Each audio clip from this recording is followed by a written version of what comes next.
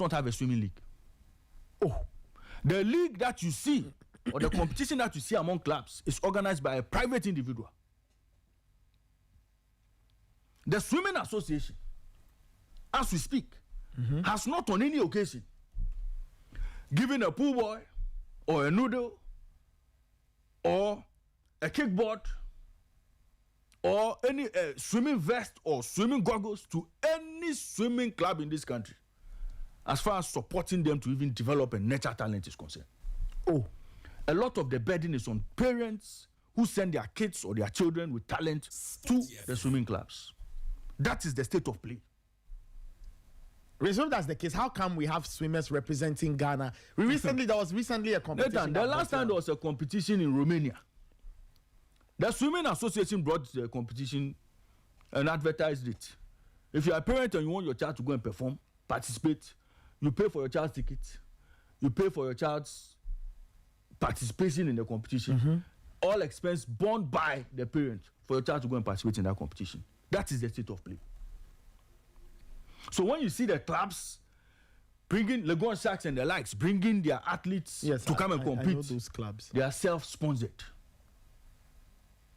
The Ghana Swimming Association has clearly left the swimming clubs to fend for themselves. Now, Nathan, why have I brought this matter today? Over the weekend, the Swimming Association, Ghana Swimming Association, were on the verge of organizing an election. On the verge of organizing an election. Okay. Now, this election was met with resistance. Earlier this week, stakeholders had come out with a petition petitioning the Swimming Association to do the right things. But no, they didn't want to do. The president, Delphina Kwe, was seeking re-election for another 4 years. The General Secretary, Mohammed Muniru Kasim, was seeking another term in office. This time around, he was going to do 8 years plus another 4, meaning 12. Farida Idris also was seeking another mandate. Nathan, all these people, apart from the president, had been in office for the last 8 years. According to the stakeholders, look, for the last 10 years, they've not seen any financial statement from the Ghana Swimming Association. So that's no audited financial statement. So that's what the stakeholders are saying. No audited financial statement. No accountability from the Ghana Swimming Association. They've raised several concerns. All are falling on their deaf ears. Okay. Again, the stakeholders have claimed that look, we have not held an AGM over the last year, contrary to what our constitution says. Now, what even shocked them most was that their tenure expired in June. Okay.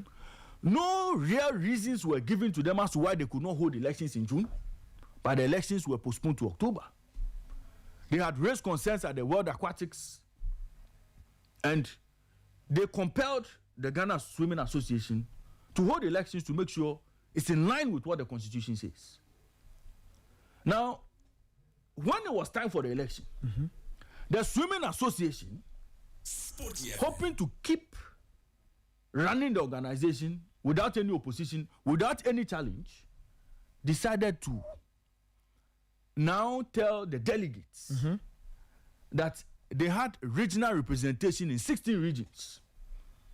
When those who are the stakeholders only know of Greater Accra, Ashanti region, and Western region as regions with known swimming clubs, later, all of a sudden, delegates from Upper East, delegates from Northeast region, delegates from Bono, delegates from Oti region are all expected to go and vote when nobody knows of the existence of any club there. Objections were raised. The Swimming Association wanted to go ahead with the elections. That triggered the stakeholders to go to court and seek an injunction. Sporty FM. Nathan, even to the extent that proxy voters were going to be allowed to vote on election day. Proxy voters? Just to make sure the status quo remains. And these people are saying that, look, we've not seen development from what you people have done as our leaders So this time they want change. And because of that, they have gone to create, as per the statement of claim, they have invited all sorts of people to come and represent them, to come and vote. Represent clubs to come and vote on the election day. They had to take the police and national security to stop that election at the digital center on Saturday. So on Saturday, they were stopped from holding the elections. Now, my call this morning is to the NSA. If the NSA is aware of the brewing tension within the Swimming Association, as a matter of urgency, the National Sports Authority must intervene. Sporty FM. The National Sports Authority, I know by now they are busy counting money, busy counting tickets, busy counting how many people came to the stadium yesterday. But this is a matter they should be concerned about. And they are busy cleaning the stadium too. They are busy cleaning, no problem. But the money is important, the money first. Later, but Jean Franco and his people, they must quickly look at what is happening at Ghana Swimming because there are issues. There are serious concerns as to why the current leadership want to continue steering the affairs of a committee or a body that is not giving the stakeholders what they expect. Now, stakeholders have risen and want to challenge the status quo. And they are being managed in a manner as if they don't matter. As if their say is not important. So it is a matter of, let us continue running the Ghana Swimming Association the way it is. Let's not make any proper changes. Let's continue the way we are going. So this election, all sorts of things, all sorts of machinations have gone on just to make sure they retain certain people in office. Nathan, these things happen in sports one too many times. And this time around, the NSA must put their feet on the ground. The NSA must be up and running to make sure the sanity within the swimming space. Look, Nathan, there are lots of talented young ones. Recently, how many medals did Ghana win? Lots of medals. Yes, 60 plus. Nathan, talents abound, but organization is poor. Organization is not at the level where you can see a Ghanaian swimmer possibly become something close to a Michael Phelps.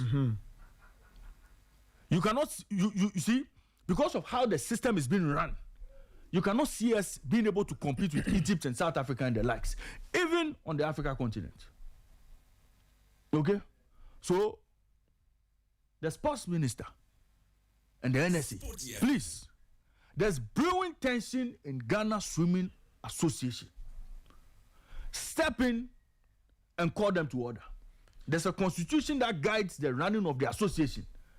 Make sure those steering the affairs stick to the constitution of the Ghana Swimming Association and give stakeholders the best.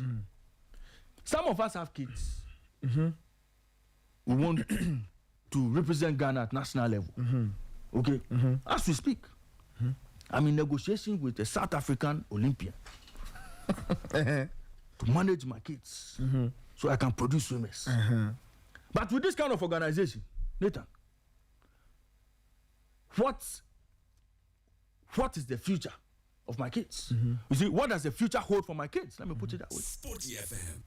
When people want to monopolize control of the National Swimming Association, monopolize, and not give stakeholders what is deserving.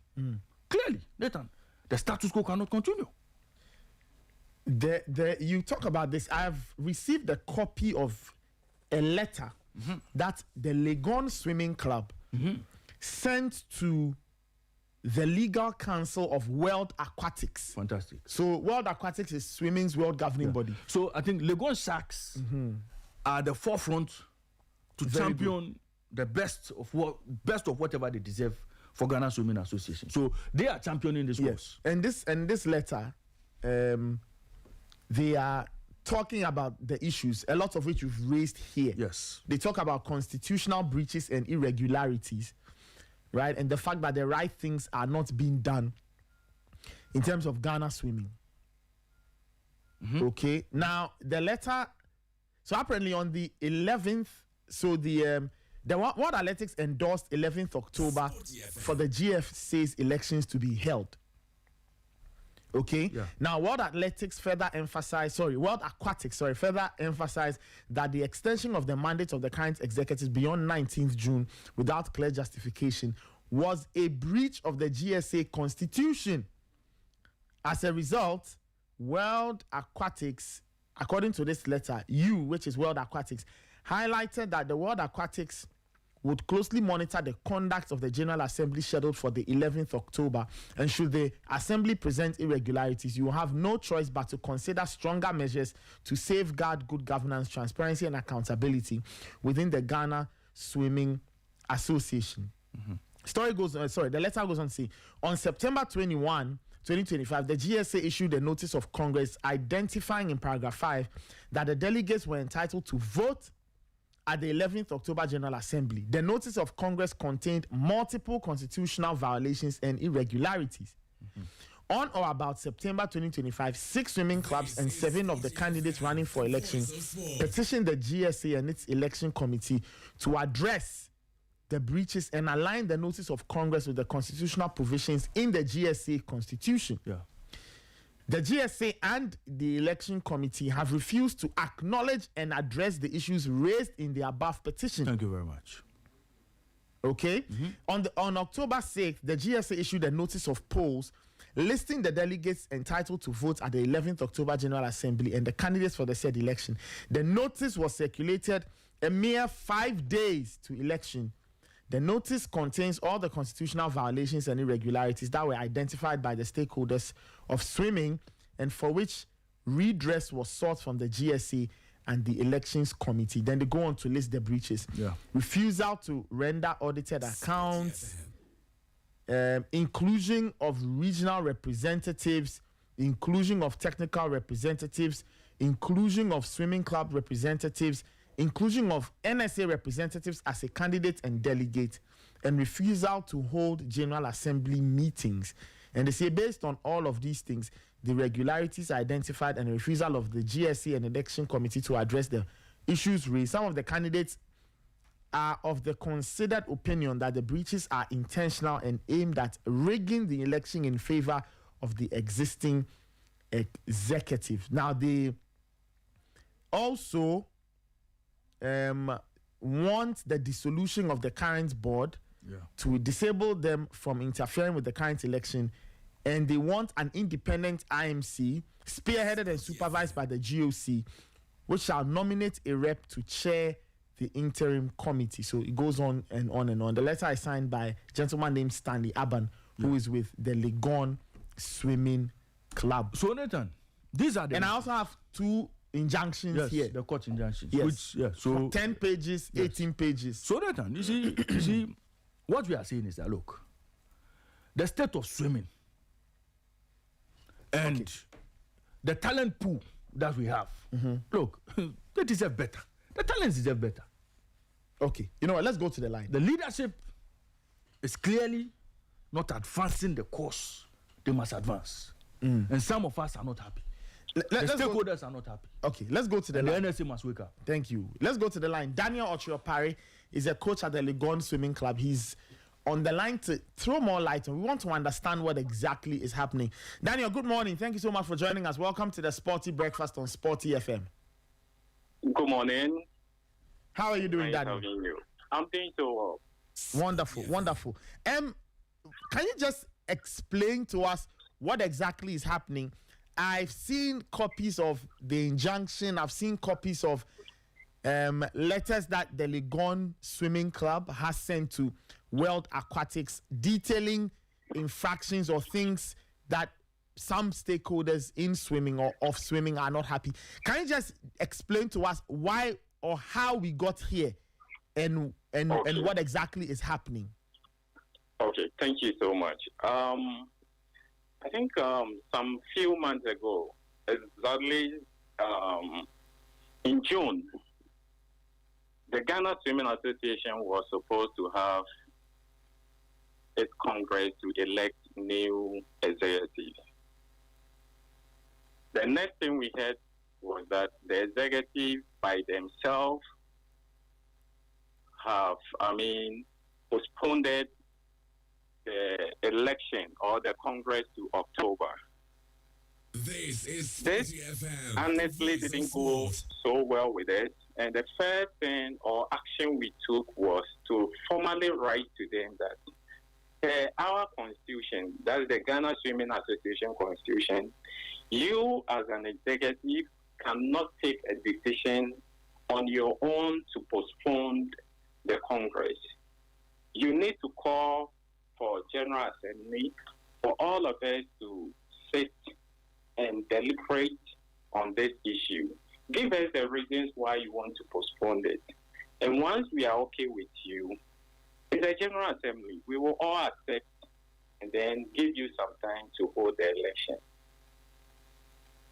This letter was petitioned by almost about 9 of the clubs. And per the Constitution, a member can call for an emergency Congress supported by 3 members. And there's a need for the association to call for that General Assembly. We did all this, but the executive never responded to this letter. Instead, they quickly wrote an official letter to World Aquatics, telling World Aquatics that they want to do the election or General Congress in October 11th. After World Aquatics approved the letter, they circulated it to all the clubs. And we were like, this is an issue we are all talking about. And then you have jumped, because you have access to World Aquatics, you have jumped to World Aquatics to demand for an official date for the Congress, which has been approved. So as Legon, Sharks, and other clubs, we all came together and wrote to World Aquatics and said, this is what is happening. You, as stakeholders, the executives are not listening to us. So we outlined all the how they call it, our concerns to World Aquatics. And World Aquatics told us they are going to look into the issue. World Aquatics officially wrote to Ghana Swimming Association demanding explanation on how they came about the 11th October date. Okay. According to the letter or the mail that we received from World Aquatics officially told us that GSA never gave them any explanation on how they came about the 11th October. So until this 11th October, World Aquatics actually told them to hold on to that date until they finally come out with the what led to that, choosing that 11th October. And that ended the issue. We were waiting on World Aquatics. Then on the 12th of September, World Aquatics officially wrote to Legon Swimming Club, telling them that because they had a number of competitions and they also had a General Assembly Congress, as in they had their World Aquatics Congress. So because of that, there were a lot of issues and they couldn't attend to us on time. But they agree with us that the postponement of the election from June to October without any justification is a breach of the Ghana Swimming Association Constitution, and that they are asking GSA to hold the election on the 11th of October, whether they like it or yes. So it forced GSA to also now go by the date, because what we heard was the GSA as of September were planning to push the Congress to December. So World Aquatics had to then force them to let them have the election 11th October, since they officially wrote for that date. So the process of the election or Congress then began. We requested for the list of delegates since 12th of September. They released it a week to the election. And when they released it, honestly, we saw a number of names which were not consistent with the Ghana Swimming Association constitution, because currently we don't have regional swimming association. But in the list of delegates, we saw 10 representatives from various regions, which we are not aware of them. We also saw clubs we've never seen in competitions for some time. I mean, some are even not on our list of, clubs for the competitions that we've been holding. So we were like, where did you get all this from? Again, there were proxy voting. And we were like, how did we come about proxy voting? Because if all these things are supposed to be part, all these people are supposed to be part of the delegate list, we could have spoken or talked about it in one of the general assemblies. But this is the case for so many years, 2021 till date, you've never had any general assembly for us to even discuss about the elections or Congress that we are going to have. Okay, so you're saying that since 2021, you've not had a Congress. No. Since 2021, we've not had any general Congress. Okay. So, and I know for some of these things to be accepted, you need to go for a general assembly or Congress to agree as a general assembly before some of these things can be accepted. Okay. So for you to come out and give us this list that we have no idea of, we are not going to accept it. Okay. And then again, we officially wrote to them that we should all come together and deliberate on this thing. They refused. They wanted to have their own way, so we had no choice than to go to, court for an injunction, just for World Aquatics to intervene, or the National Sports Council or Ghana Olympic Committee, for us to talk about it before we move on. Okay, all right. So I think we have a fair idea. So the long and short is that there are issues you are unhappy about. One of those issues is the lack of a Congress to lay out some of these modalities to determine when to hold the election. And then all of a sudden, there's a date that on the 11th, an election is going to be held. You don't quite understand how that date was arrived at. So you wanted an injunction just to put things, just to put everything aside, and then you sort out all other issues before you proceed. Well, for the 11th of October, since World Aquatics accepted finally that we should hold the election, we all agreed to it. Our main issue is the list of delegates. The list of delegates. What exactly is wrong with that list? The list of delegates contains 10 regional swimming regional rates. Okay. You get it? And per our constitution, you can only get a regional rate when you have a regional swimming association. Okay. So if you don't have regional swimming associations, how did you come about the rate? Okay. I think I get the picture now. Good. Then the second thing too was the inclusion of some swim clubs we are not aware of as stakeholders in the swimming community. Then the third is the issue of proxy votes. Because if there is going to be anything like proxy, we must agree as a General Assembly to go on with such thing. Mm-hmm. You get it? Yes. We never agreed on anything of that sort. So where from it? Then the next thing was on the agenda. We are supposed to have financial reports. We didn't have anything of such on it. For 4 years, we've not had any audited account. We've not had any financial reports. And then on our General Congress to elect people, there is no financial report on the agenda.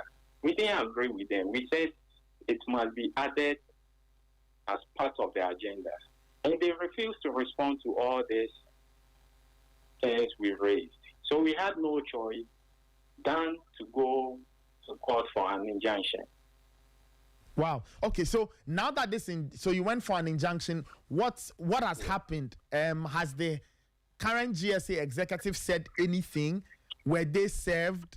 Where are we in terms of this injunction and the legal consequences? Okay. So for the injunction, we said we were able to serve the president of the Ghana Swimming Association and the Ghana Swimming Association as an entity. So we served on two different Sporty FM. parties, the Ghana Swimming Association and the president of the Ghana Swimming Association. We were supposed to serve the Electoral Commission, that is the election committee of the Ghana Swimming Association. We tried calling them. They kept dodging because they knew what they were about. We were also trying to get the general secretary and the treasurer. We couldn't find them. So we were only able to serve two. But on Saturday, I think Friday evening, we had a hint that they said, the executive said, no matter what, the Congress must come on. So they were prepared to go on the grounds, the venue to have the Congress. They called all the people they feel are in their support, called the 10 regional reps and everyone to come to the venue. So when we had the hint, we also called on the Ghana police. This is Sporty FM, the voice of to sport. come to the venue to help us because there's an injunction on it and there's no way we can let the Congress hold. So we called on the Ghana police. We got there early in the morning. A Congress that was supposed to start at 10, they called their people to come at 8. So we were there at 6. And luckily and thankfully to the Ghana police, they were there on time. And it was a bad thing because they came with a lot of these NEMA guys on their motors and stuff. And what it told us that they were ready to do whatever they could do to, have their way, to have the Congress go on. But we were able to, the Ghana police helped us to be able to solve the issue. And on that, while we were solving the issue, they quickly called on their members to go to Ghana Olympic Committee to have the Congress. So some of the policemen had to go to Ghana Olympic Committee, everyone from entering the place. So, and later, we heard they wanted to do an online vote, which has been permitted by African Aquatics. I think with that one too, they were told it will be invalid and they must seek approval not only from African Aquatics, but World Aquatics too. Okay. So that's what has happened so far. All right. So it looks like, obviously, based on the injunction, nothing has proceeded, and then we wait to see what the next step is. Do you have any timelines? Finally, do you have any timelines by which you want a response from the NSA or the Sports Ministry or World Aquatics so we can proceed, or you are waiting for them to say something before you know your next step? All right. I think we have the letters that were said to that we said World Aquatics. We copied the Ghana Olympic Committee. We copied the National Sports Authority. Okay. So we are waiting to see if they will act. If they don't act, the hearing of the injunction is in 2 weeks' time, and we may not. We may just have to wait for the hearing at the court to see what follows up next. Yeah. All right. Daniel, thank you. Thank you so much for speaking with us. At least now we have clarity on this matter. We'll keep an eye on it. And if there are any updates, kindly inform us so we can pass the word on. Thank you so much. All right. Thank you so much, America. All right, Daniel, thank you. That was Daniel Opare, not the footballer, though. Daniel Opare is a coach at the Legon Swimming Club, and he has just given us some clarity on what exactly is happening. So when you layer it, there are administrative problems, right? Procedural problems. Yeah. Then there are these other things in terms of governance. No audited reports are absent, allegedly. They haven't held an AGM or so since 2021 or a Congress since 2021. Again, alleged, that's what he's saying. He's also, he and the people belonging to that group are also claiming that despite the injunction and everything, there were all kinds of measures to hold the elections at different locations and even do one online. But that's where we are. We also have, Ray. You see, Nathan, I always say that, look, the reason why we are struggling to nurture other sport disciplines apart from football is because of the structures. Leadership and the structures clearly it's not creating that enabling environment for us to develop other sports to the next level. Yep. Look, ideally, looking at the interest in swimming, Nathan, take a trip to the University of Ghana swimming pool. You can go there on weekends. See the number of parents who bring their kids. See the talent you see in the pool. Yep. Okay, and ask yourself if they have the enabling environment to get to the next level. Nathan, it's not happening. Okay, football, their academies streamlined, managed, all of that. So at least your kids get a chance to develop what they have at that level. And then most of them eventually will end up like Kobe Beno and the likes. Okay, but you can see a clear plan. Okay, you can see a clear plan. But if it's tennis, if it's lawn tennis, if it's hockey, if it's swimming, badminton, even badminton are doing well these days. If it's, Nathan, it's just difficult. So you look at the interest of your child. You know that, this child has a potential of becoming a Duplantis. But Nathan, how does he nurture that? Ghana athletics all over the place. And very soon, my good friend Bawa and I will have a conversation. Because there are a lot of things I'm beginning to identify. And I'm sure I'll bring that to light in the next few days. I'll have a conversation with Mr. Bafusei. But Nathan, I think that the youth or the talents being nurtured in certain sports disciplines, they deserve the best as well. Yep. They deserve, and some of these things cannot be happening. That you are in power, you want to stay on to power, doing all sorts of things just to stay in power. So later, let's today you see, I just brought this one because we'll follow up. The whole of this week, yes, I'll be on this. Yes, matter. we'll be talking about this. Yes, we'll but be today talking about this. It's victory. So it's party day. So they should give us Mahama paper. That is Mahama paper they were using to do the invitation. I've seen videos of later when people qualify for World Cup and they are playing Mahama paper. The GFA president. They are playing Mahama paper and feeling very excited. Nathan, maybe people didn't tune in early. But Nathan, Ray, the sports minister and the president must make sure that money and World Cup don't bring down their legacy in sport. I get you. And it's a legitimate concern. The only issue I have is why you seem to have a problem with the song. When Mahama paper is the victory song, I have a problem. The Black Stars win a game, Mahama paper is the victory song, and people are dancing to the victory song.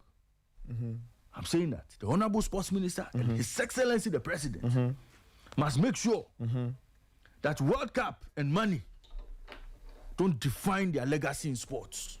Me, I saw a sports minister go to World Cup and come. They accuse him of drinking coconut. Coconut with straw and an umbrella on it. He was crying. Coconut with straw and an umbrella. He was crying. Okay.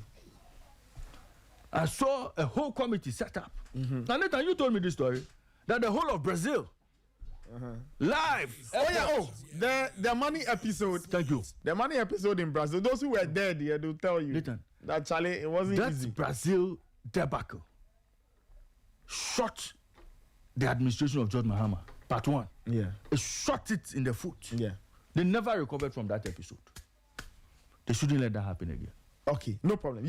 For context, somebody is saying, but what is this Mahama paper? You listen to Mahama paper. One day things will get better.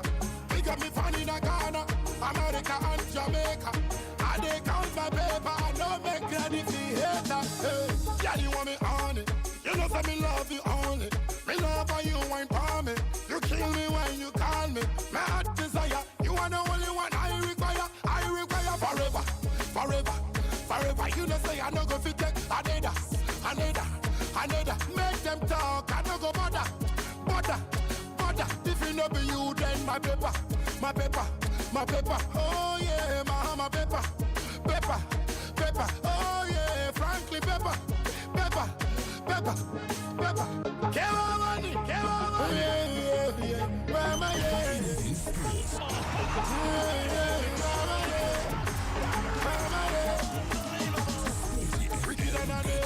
One day things will get better.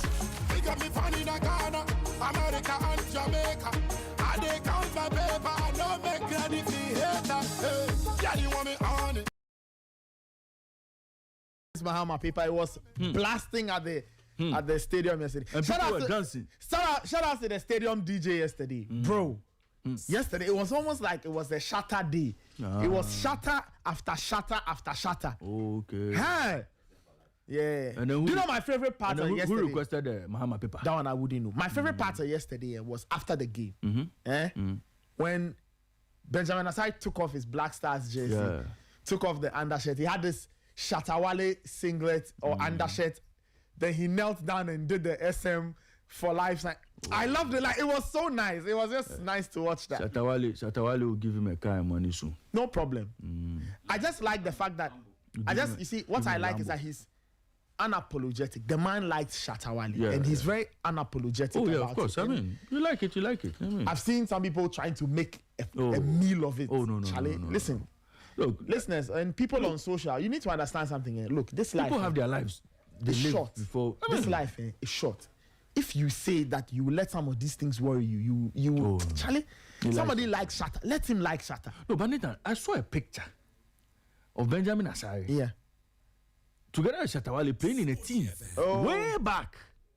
So I think he's had his own relationship with Shatta. Yeah. So like in a football team, way back. I saw the picture on social media. You know. So they've been friends since. Charlie. So the people on social who are throwing tantrums and having fits because the Black Stars #1 goalkeeper likes Shatawale, I find that absolutely strange. I don't mind them. No. You are upset. Don't you have your favorite artist? Has anybody given you grief over the artist you like? Has your boss given you grief? No. Or Benjamin Asari, because he's a national team goalkeeper, he has no right to like music or what? Can you imagine? Charlie, let us get off our high horses and learn to chill and relax. Right? The man likes Shatta. That's it. We all have those we like. It's as simple as It's that. as simple as that. We all can't like the same thing. So if he likes Shatta, let him like Shatta. He hasn't committed a sin. Shall I leave Benjamin Asari alone? Today it is clean sheet. Tomorrow he likes Shatta. But the clean sheet is working. Sorry. Benjamin clean sheet Asari. Asari doesn't Kobo. Edumomi. Asari terrible. All right, 8:05. Let's take some calls. And then we have a sharp conversation in studio. Michael Asari will be joining us in a bit. But remember, at 9 a.m., we have an exclusive interview with the first gentleman of the land, John Mahama. He'll be speaking with Sporty FM's Gary Al Smith. They touch on very, very interesting things concerning sports, the national team, and everything in between. Let me take this caller. Hello. Good morning. Yes, good morning. Yeah, I'm Clement from Tuchaka. Yes, Clemens, please go ahead. I'm really happy that you people brought in concerning the GSC. I have a certain guy at Kwashiman. The guy he really loves swimming. Okay. But anytime, I think this issue he has gone to the Legon I think, where the swimming things have been going on. But he always comes in and he's like, like I said, there are a lot of people there who want to do that, but they don't get the necessary, like, let me put into context, like, say, the support. No, the support is there, but to get to the global stage or maybe go for competition in maybe, let's say, African tournament or something, no, they don't get the opportunity to go. And it's like, it's really draining the guy. Now, I think that he wants to stop and he doesn't know how to play football. He's very young. He's 16 years and now he wants to go and join maybe a football academy. That's not what his heart is longing for. He wants to swim. So with this thing, they should be more like, let's say, how the football people, they train them from this side to this side and they get a chance to go out and do all those things. They should do the same thing for swimming. Okay. I really thank Raymond. Raymond, he always throw the light. I think. All right. Thank you so much for your call. 054-257-1061. 030-279-4805. 030-279-4805. You can equally send us a WhatsApp message on 054-257-1061. 054-257-1061. This is the Sporty Breakfast. Remember, at 9 a.m., we'll give you that exclusive interview that the President of the Republic, John Mahama, granted Sporty FM. We'll give you that interview. 9 a.m. sharp. You can't miss it. But let's take more calls. 054-257-1061. Hello. Hello, good morning. Yes, good morning. I'm calling from Okay.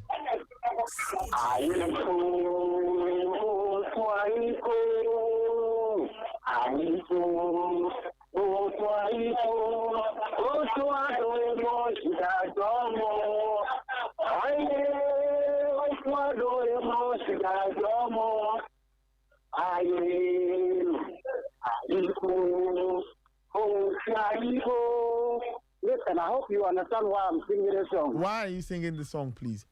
I told you the last time, the foreign people who describe Manchester United by the Canadian footage for them can't do the same thing to the Black Stars. Okay. And yet, we have been vindicated. If everyone can play a very union, this player is a very tactical player. Thomas Parkin. This boy is a raw player. He uses energy strength, but he lacks technique, strategy, and even tactics. And how do you say it? He uses his strength, no technical, no strategy. So these are different types of players. And I'm telling you, should they be playing as the coach has ordered them? I'm telling you, we'll get the best out of them. Players are no good, and it would be very hard and an investment on our part if they get to the World Cup without playing a standard police in the name of football, burning their coaching position. I'm telling you, Africans, we are very proud of Ado, and we have really a World Cup qualifier expert, especially, and henceforth, we should be studied in most of our universities. Thank you. Against you, against all you, all the way. Kudos to the GSA, kudos to the community that supported Ecuador and the fans who supported Ecuador. Ecuador are very good. Thank you very much. All right. Thank you. 054-257-1061. 054-257-1061. This is the Sporty Breakfast. You can equally send us a message on that same number. You can call the other number 030-279-4805. 030-279-4805. Let me take this caller. Hello. Hey, Chema. Yes. Good morning. Good morning. What's your name and where are you calling from? Emmanuel. All right, Emmanuel, please go ahead. Big ups to the breakout players. Everyone who was involved to make sure Ghana qualify for the World Cup. Sporty FM. Nathan, I beg you, this one is my humble plea to the government and to the leaders of Ghana. We deserve a bigger stadium in Ghana. who deserve a bigger stadium, like a 60 or 70,000 capacity stadium in Ghana here. Okay. That's a fact. See, yesterday the people were outside were many than the people in the stadium. And I don't know. But people still get it ticket that they couldn't enter. Do you know that? What's that? I said people still have tickets, but they couldn't enter. Yeah, people had tickets, but they couldn't get in. Why? I don't know. That's something we'll have to find out from the NSA what the challenge was. Later, it's that time. You see, they should bring down this concrete in a crowd. Build a modern stadium for us. This is Ghana. Tell me, what is this? With all this money they are spending, Charlie, they can't build a modern stadium for us. Oh, Charlie. Charlie, they still pay me. They still pay me because you buy tickets and you'll not be able to access the stadium. What kind of life is that? Yeah, that's my problem this morning. Okay, all right. Bring down this concrete and build a better stadium for us. We beg them. Okay. They go and take the loan from when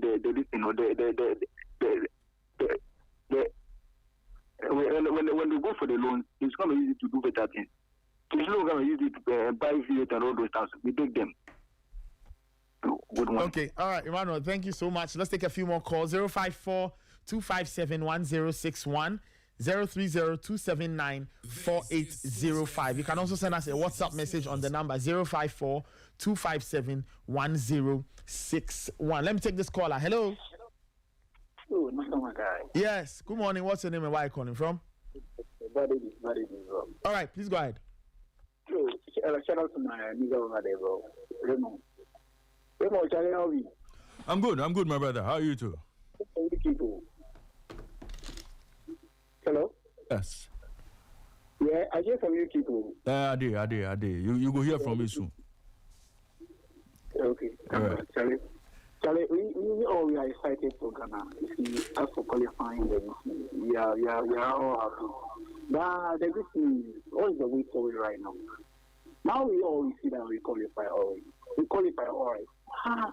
What about the way forward? We have to think about way forward. You see, because this worker we are going, the team that we will meet over there, that's a team. That is a problem right now. So we have to be thinking of those things.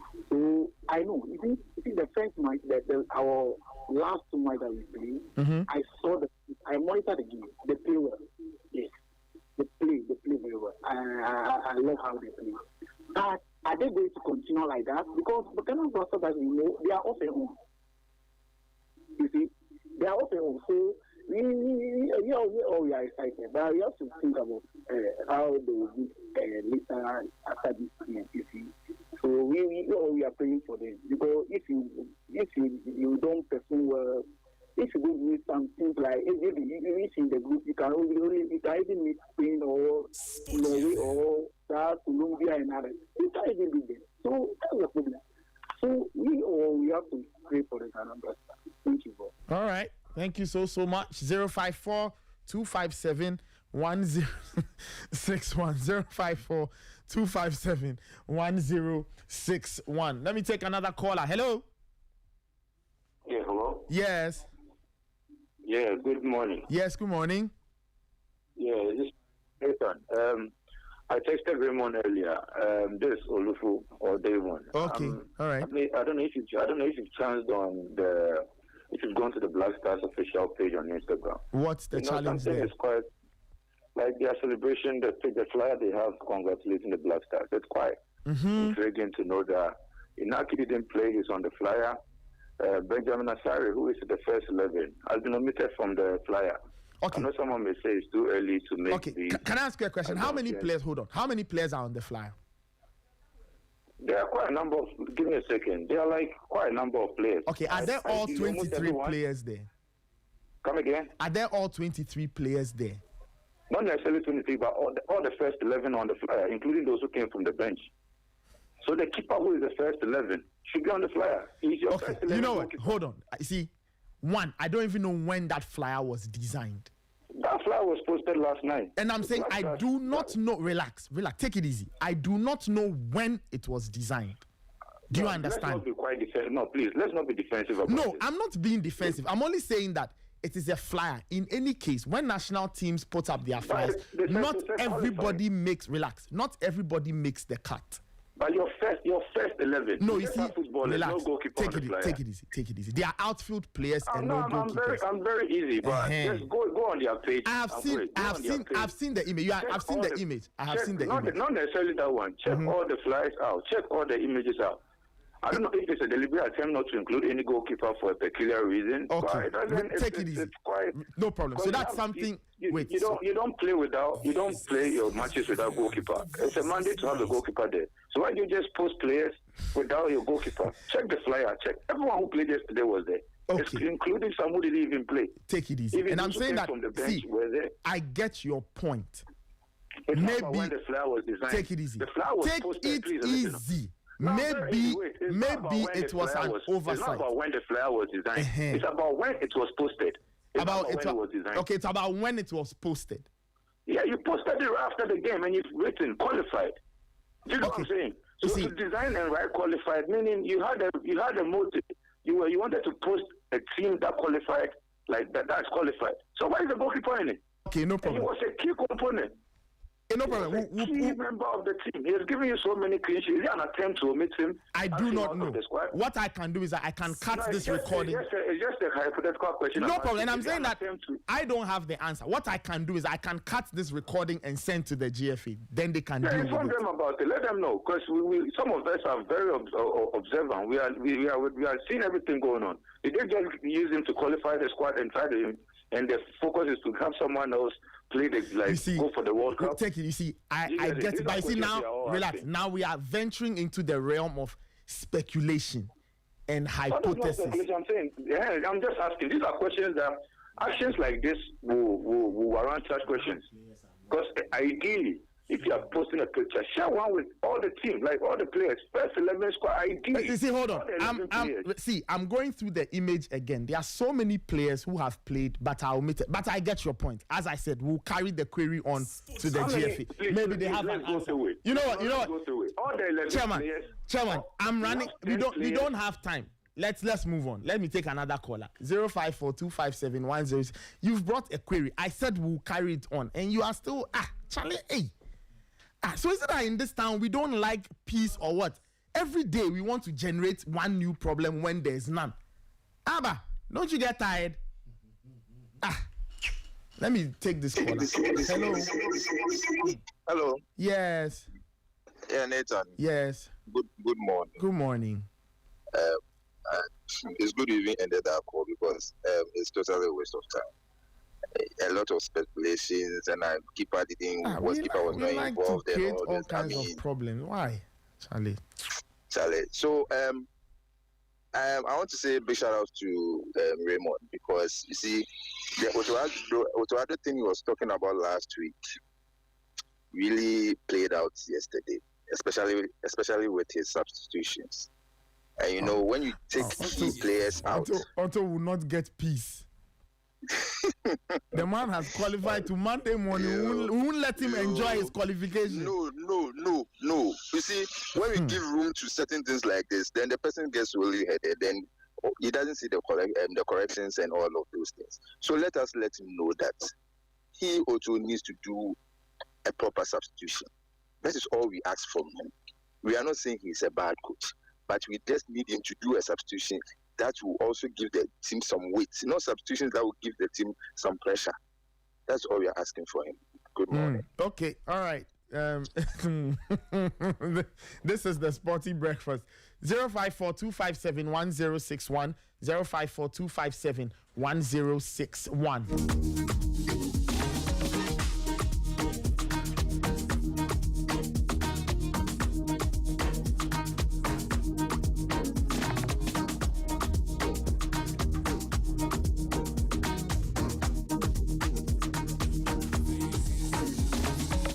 All right, let me take some more calls. All right, hello. Sir, good morning, Nathan. Yes, good morning. Hello, bro. All right, please go ahead. Good. See, Eduardo wouldn't rest. We would never give him rest. The fact that he has qualified, it doesn't matter. See, look at the changes he made yesterday. By 10 minutes to the full time.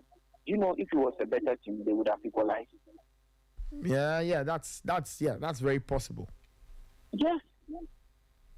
The changes were so poor. How can you dismantle your team? And then because you think you have won already or whatever. And this team has been on our neck from who knows when. They disgraced us at the AFCON last year. No, in Cameroon 2021. Yes. They are the only team that has scored us during this qualifier. And you've gotten the chance to discipline this team. See, last week, I think Raymond mentioned that we should get a replacement. Not a replacement, but we should get a competition for Kwesi Sibo. Raymond is 120% right. Do you remember that as soon as the guy was taken off, we didn't have anybody to hold the DM for us? Who was this? Kwesi Sibo. Kwesi Sibo, yes. After he was substitution. Yeah. After he was substitution, we couldn't have any player. We didn't have anybody to hold the DM for us, if you recount. Yeah. That is something that we have to look at it critically, because the work the guy is doing in the middle there is so good that he's played only 2 matches, but now he looks like somebody who has been with the team for like. Hey, Ghana people! I remember when we first mentioned Kwesi Sibo, they said no. Kwesi Sibo is not good, and this. Hey, Ghana people! Listen. When the player is good, when we see his work, we will commend him. So why is it that when Kelvin said it, when I said it, when other journalists said it, you said no? We don't like Kwesi Sibo. You see, hey, Ghana for. We have tried it and we've realized that what Pate has been doing in defense is good. But if we get somebody to replace him at the DM and Pate moves forward, it helps us. It's not the thing very fluid and better. And trust me, Otuado's tactics is not. Charlie, we have to get if we wouldn't even sack him, we should get a coach to assist him properly. See, I enter this team, we will just go and be partakers of the World Cup. No, but let me ask you a realistic question. Let me ask you something. Realistically, right? We often say this, but realistically, how far do you think Ghana can go in a World Cup? Realistically, we've been to the quarterfinals before. Mm-hmm. So realistically, we can go beyond. Okay, do you think this team has what it takes to do it? You said what? I'm asking, do you think this team has what it takes? Yeah, every team has that potential to do whatever they can do, depending on how we set them up. Later. You see, most of our players are top-notch players who are playing in top teams. You can count it yourself. Okay, so so the final question is, when you take this Ghanaian team, right? And you have to take on a team like France, like Spain, like Germany, Brazil, Argentina. Realistically, what kind of results do you think can emerge from such a game? Nathan, all these teams are they are world class teams that are far better than us. So if we want to look at it that way, then we will say we should leave the World Cup for only these teams to play. No, I'm not saying that either. You understand? Yes, they can beat us, but with a good team. How many times have we met Germany? They beat us, but how did they beat us? It was a competitive game that everybody appreciated what we did. Okay. You understand? Right. Okay. So the same thing can happen if we set the team up very well. Okay. They will beat us, but people will still be proud of the team. That's what I'm talking about. That's true. That I agree with you on setting the team up well. So that I agree with you. We don't have like Sule Muntari, the Asian, those kind of players. Okay. But these ones that we have, if we set them up, because they are doing very well out there in Europe. Okay, all right. Set them up very well. They can do very, very good for the team. Okay, all right. Anobo, thank you. Thank you. Let me take another caller. Hello. Hello, Nathan. Yes. Good morning. Good morning. Yeah, I hope you and your team are doing well. Yeah, we are keeping it together.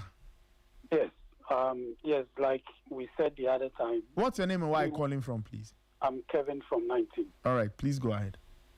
Yes, like we said, definitely we qualified after the Chad game. Right. So now what we need to be looking at is the true performance of Otuado and the players. Okay. A very, we call ourselves a football nation because before I called in, I was checking on, Wikipedia, and, you could see that they actually rate Ghana when it comes to football. So we need to carry ourselves as such. It's not just, the means of qualifying and everybody is jubilant and we are happy without looking at the things that we need to correct in our team. And it starts from now. Unfortunately, the GFA, had always carried themselves as if, yes, they've done so much, which to me, yes, they can do. But if there is a room for improvement and you still stand at a place and then say you've done so much, it doesn't make you a better person. First of all, if you look at the game, Otuado should have used this game to show that, yes, he can improve in his practice. Like what when I call, I always say, you decided to go 3-back system, but use wrong profile of players. Did you see it?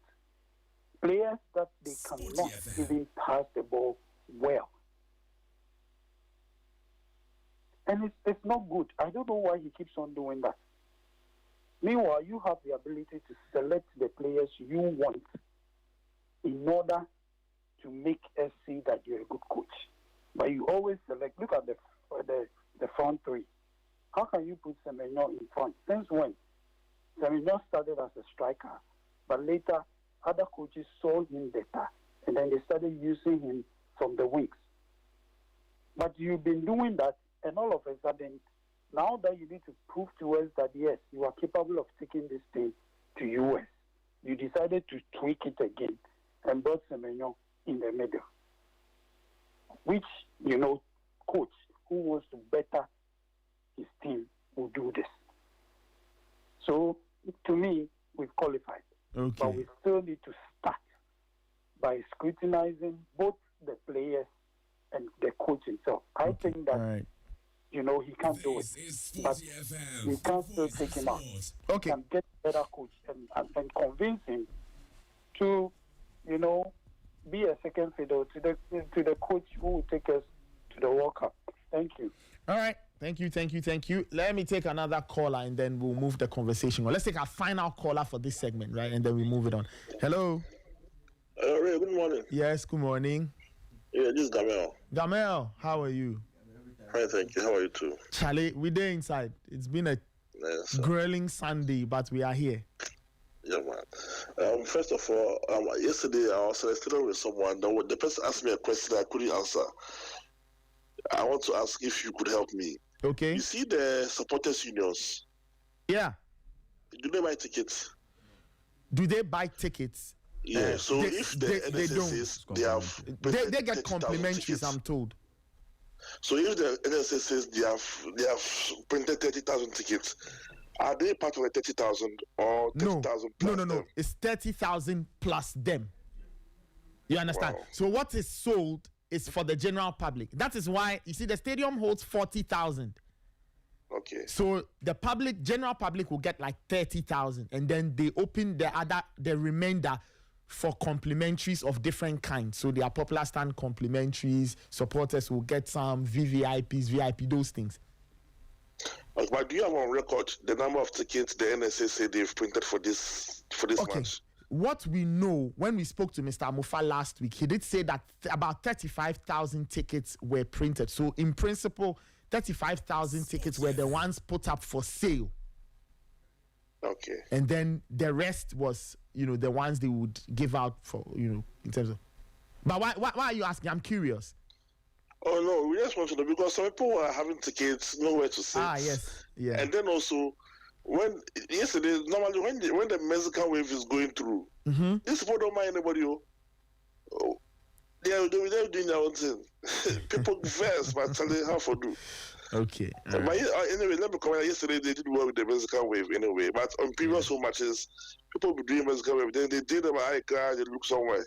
Oh, okay. Yeah, I mean, and then secondly, the last Batu caller was stressing that we needed a replacement for Sibo. Yeah, he was saying Meanwhile, he was criticizing why Sibo was taking off 10 minutes to time for someone else to come. If that person doesn't come, how will you know this person? At the same time, I like the way you question him. Before Sibo came, people were saying, no. But when he was given a chance, we saw what he did. So if he doesn't sit for someone to come and play the last 10 minutes... Gamel, your own friend Raymond Yamada was part of the No Sibo gang. When we said, Raymond said, no way. What are we going to do with Crazy Sibo? He had only played 2 matches. Wait, that day, and I wasn't online that day, like I would have recorded. He knows the pink sheet I have of him. Hey, they are pink sheets. Anytime Sesko straight, I they send them privately. The last time he was there, this is Sesko. Yeah. Then I went to bring that audio. I'm like, hey, Nipanye. Nipa. The president there, I get plenty. Anyway, on to Ado, personally, he didn't start well. But, people do grow, people learn. I think he's doing well now. Okay. So if you ask me, for consistency's sake, he should stay. Because the one you're going to bring, what is a guarantee that the person can win 2 matches at the group stages? At least, I've watched Otaro for a while. Anytime he plays 3 back, it's a lockdown. I don't know if you've studied it. Anytime Otto plays 3, he starts from the Nigeria game to, to the World Cup. Anytime he brings his 3 back system, it's a lockdown. And I think the players are growing to learn into this new system. This system he's created. That's the best system for him. But I don't recollect him kind of playing bad with that formation. So I think for consistency's sake, let's maintain him, because whoever we are going to bring, we have seen big coaches who are struggling to to even play second in their respective groups. Okay. And we've seen big countries who have gone to World Cup and not even win a single match. Either 3 draws, 1 lose, 1 draw. So bringing a new coach doesn't guarantee success. Okay. But at least consistency, some way, somehow. I mean, I realize that people are saying that, the players qualify themselves. But why did the players qualify themselves for the AFCON? When the AFCON went bad, it's Otto. But when it has gone good, it is the players. No, I mean, let's give him a chance. Okay, all right, Gamel, thank you so much. Thank you so much. All right, I think we'll put a lid on the calls for now. We have our interview with the president at 9. Yeah. So Nathan, my good friend Belusida, so he sent a message. He says, the caller has forgotten. The caller was talking about Sibo being taken off. So the caller has forgotten he was on a yellow Sibo card. Was on a yellow. And another yellow that was red would rule him out of our first game at the World Cup potentially. Yes. So I mean, we don't want any live. They didn't want any challenges in there. So, but Nathan, yesterday. Yeah. Kelvin Osman has joined us in the studio, by the way. Kelvin, how are you doing? Michael Asaibedu is on the line. So let's just all jump in. Talk for 2 minutes and go. Your clock starts. Yesterday, let me commend the NSA for a good job done. Ghana Police Service did a good job. Oh yeah. NSA, shout outs to you. Shout outs to you. It was a tough day, but they did well. Pulled it off. The NSA did very well. They pulled it off well. I think the compliance was good. Response was good. We were stewards for the first time. We saw stewards in action. I think it was fantastic. Oh yes, I noticed there was a steward close to where we were telling somebody, the person bought a bottle of water. Yes. And was saying that, please, is it something that's cautioning them on how they should. But yesterday, the people who misbehaved were some MPs and some ministers. What did they do? They misbehaved in the VVIP area. Look, Nathan, that side was a restricted zone. People had tickets. People had complimentary tickets. Look, if you're a minister, or if you're an MP, and you are given the privilege of going to watch a game without paying, you have no business carrying people who don't have tickets with you. They were not given complimentary tickets. Look, one minister yesterday came in with 5 people who did not have tickets, not complimentary tickets, not tickets that they had paid for. And throwing his weight about, insisting that they sit there. Do you know what happened in the end? No. People who had tickets, people who had paid VIP tickets, did not have places to sit. So those who should have made sure the work of the NSA was easy, other complicated issues for them. Some MPs, some ministers, and Nathan, in the coming days, I'll be dropping their names. I'll be dropping their names. Okay. No, you see, Nathan, you are expecting us to comply. We, me, you, Kelvin, all of us, we should comply. No ticket, no entry. But you, who should know better, or because you think you have power, you can walk in there with 4 or 5 people and expect all of them to be seated when they don't have ticket. To occupy whose position? You, Nathan, don't worry. Let me cool down this matter. Discuss again. Tomorrow, Wednesday, Thursday, I'll publish their names for you. Thank you. Yeah, before Raymond comes in again, I think credit should go to Veronica Comey. She did something yesterday. Yeah, I saw her.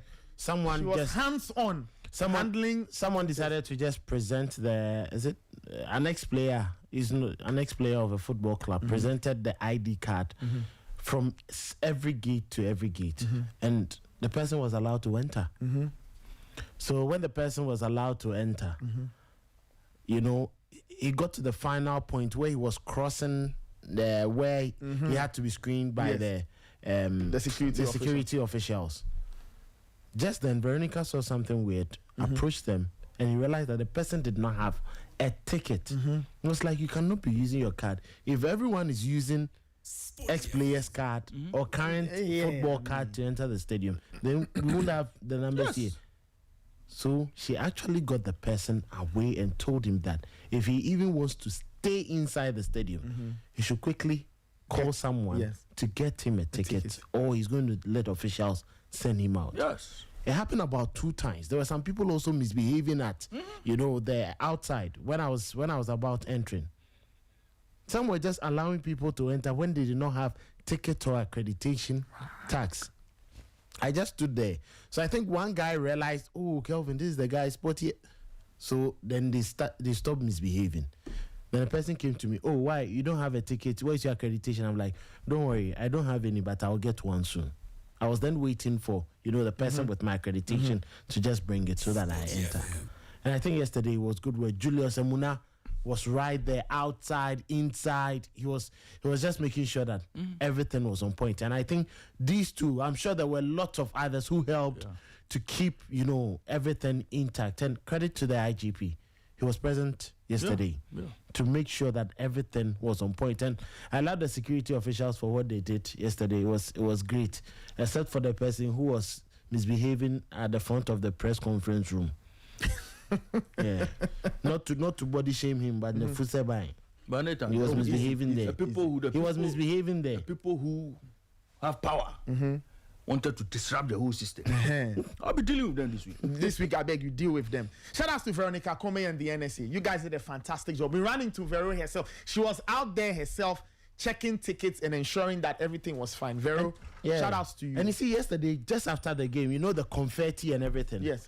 Yampo Fuankra and the rest of the NSC team on the ground decided to stay and sweep because there is a game today.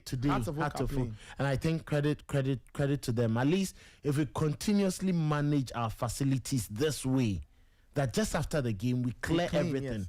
Yes. It is going to help all of us. Shout outs to Mr. Frank Boahin, CEO of Green Gas Technology. I saw him going up and down on the turf, ensuring that everything was fine. Let me go to Michael Asaibuedu. Michael, how are you doing? Good morning. You're muted. Michael is muted. I can't seem to hear him. Okay. I know what the issue is. I don't know if it's from his end or our end. I can't seem to hear Michael Asaibuedu. So, okay. Okay. Whilst we sort out Michael's issue, Kelvin, your thoughts. You were running commentary with Abigail. Your thoughts on what we witnessed yesterday, the game itself in isolation. Then maybe we can talk about qualification and maybe the way forward. But what did you observe as the Black Stars beat Comoros 1-0 yesterday? Well, I think it was a good game. Not overly excited, but even with the kind of play that we saw yesterday, I was questioning Otoado with the 5 defenders, which meant that 3 back system to have Ali Duseidu and then Ebenezer Annan as wing backs, Thomas Partey, Sibo, and clearly it looks like that partnership is going to stay for quite a long time because they both understand themselves what I should do, what I shouldn't do, and actually help. Yesterday, Jonas Ajiti stepped in right, and I think he delivered some great performance there on the right-hand side. Alexander Jiko, as always, made sure that he tidied up every single space. Even when he had to use the most unconventional way of clearing the ball or taking the ball away from opponents, he did it with the acrobatic clearances and all that. Salisu, clearly the man who helps to build up play from defense. Just that, he gives a number of balls away. But that is it. The mark of every player who takes risk, likes to pass the ball so much. You are certainly going to give, some away. But I think that with this consistency that, yes, I still need to keep it. Benjamin Asari, you may say whatever you want to say about him not being tested and whatever. But I always say that if a goalkeeper is not tested enough, it means that he has control of his back line and organizes them very well, which I think that he has command over the back line. We've seen goalkeepers who look a bit timid and all that, but Asari knows his worth. He knows what he's doing. So he makes sure that he keeps his back line in check. After he realizes there is a mistake, remember that first chance? Yep. When Ali Duseidu miscalculated, the guy beats him. When Benjalud missed that header at near post, he quickly started speaking to his centre backs. Gentlemen, 3 of you, how then do you leave that amount of space inside the goalkeeper and the penalty area for an opponent to head it? Sibo and Partey, as always, I've always said, if you have a player who acts as a switch for your team, he knows when to increase the tempo. He knows when to, calm the tempo of the game. He knows when to pass, when to advance, which line of passing he should take. He's the ultimate chess player for the Black Stars in that middle. Jordan Ayew, I don't know. When he puts on the Ghana jersey, he's like ×3 the player he is at Leicester City. And I think that, there's nowhere that you will say against Jordan that actually works when he's in the Black Star shirt. Semenyo better productively than what we saw in the last 2 international games that he's played for the team. I think this time around he was better. He wanted the goal. You could clearly see he needed the goal badly, but unfortunately he was very well manned by Molihi and then Kenan, who were in defense for Comoros. I think it was a good performance. Mohamed Kudus, as always, there are times you would want him to release the ball quicker. These injuries consistently, when people start hitting you so much, you may not feel the pain today. You may not feel the consequences, but in the next couple of months, you start feeling it. He's strong, we understand. Who knew Bukayo Saka was going to start battling injuries at a point, They are footballers, but I think that Kudus also, gave his best. Yeah, the antics, the trickery, and finally, he broke his duck. He got into a very good position. The second goal of the qualifiers, 2 assists, 2 goals, and I think it's good. It doesn't actually reflect, the kind of performance he's given at the World Cup qualifiers, but it's good enough that he got into that space for Thomas Partey's delivery. And I think one asset that Ghana is becoming dangerous for is the set pieces. And you could clearly see Comoros rehearse very well for it.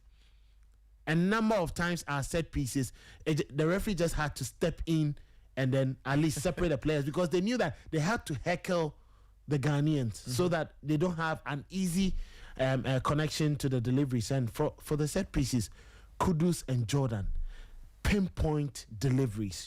Every time they played, that at least there should be a Ghanaian player who would latch onto those deliveries. And I think it was Otto took the risk. He tried new hands and all that, which I wasn't really expecting him to do.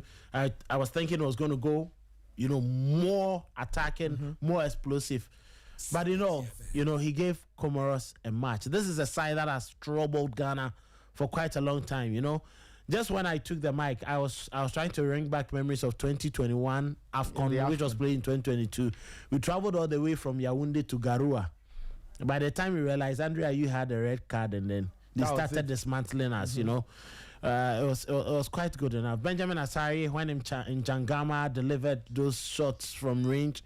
You know, he was well positioned to pick them up, and I think it was good enough. Joseph Painso clearly telling us that whether you like it or not, when he's in the Black Stars, he's your ultimate player in the final 20 minutes of the game because he adds a lot of bite, of energy. Bonsoba wanted to do some bets. Caleb yesterday was introduced in a position where he's well profiled. Yes. He played in midfield yesterday. Yes, he wanted to do too much and then, you know, was making some errors. But I think the magnitude of the game also counted. Hopefully he grows into it and gets to understand that, you know, in midfield you don't have to be, you know, dilly-dallying with the ball that way. In all, I think it was a creditable performance. Thomas Brandon Asante did not have enough time to tell us, you know, what he was made of. I was thinking it was going to come on earlier because he started warming up very early. Oh yeah, very early in the game, you know. But I think in all it was good. Otado and his technical team knew exactly what they wanted to do, and they delivered the victory. At least now 5 games against Comoros, 2 victories for us, 2 victories for them, 1 draw. And I think it's quite creditable from the team for what they delivered yesterday. It was less of a problem for Team Ghana to progress, and they actually made sure that at least 8 games, 1 draw and then 1 loss, good enough for the qualifying series. And it was an interesting game, and credit to the fans. I think the players were just pushed by the fans to give their best. Yes. Semenyo, in as much as offensively he was limited, he was very much productive in his runs to pick up the ball and make sure that he kept the opponent's attack and the high press too. There was that sequence where the Comoros team broke down. They were breaking down the Ghana side. Yeah. Antoine Semenyo went all the way back to get the ball off them. And then, you know, I thought that was a very, very good bit of play from Antoine Semenyo. Michael Asaibuedu is back. Michael, let's see if we can hear you now. No, we cannot hear. We still cannot hear Michael. I don't know what the issue is. But you can still send in your comments, listeners. 054-257-1061. 054-257-1061. This is still the Sporty Breakfast. At 9, we'll be giving you an exclusive interview with the President of the Republic, John Dramani Mahama. Our team lead, Gary Al-Smith, sat down with the President to have a very interesting quick chat on sports, the Black Stars, and some other interesting points of note. Your WhatsApp messages are welcome. 054-257-1061. 054-257-1061. This is the Sporty Breakfast. Let's not forget that the AFCON qualifiers are still ongoing. I'll be giving you a bit more concerning the AFCON qualifiers. Plus, there were some Ghana Premier League games yesterday. We'll be running the results, running through the results for you to give you an idea of what is happening. Hearts of Oak are playing Hearts of Lions later today, so that is something that is on our radar. If you watched the Black Stars yesterday, either at home or live in the stadium, let me know what you think or what you watched yesterday. Michael is joining us on the other line. Michael, thank you so much for joining. How are you doing? Yep, Nathan, I'm good. How about you? Yes, we are fine. Your thoughts on what you witnessed from the Black Stars yesterday? What did you make of the performance? And also, what do the people, or what have the people in Kumasi been saying concerning the Black Stars? Well, thanks. I think not so much excitement about their performance overall, especially if you are to single out the first half.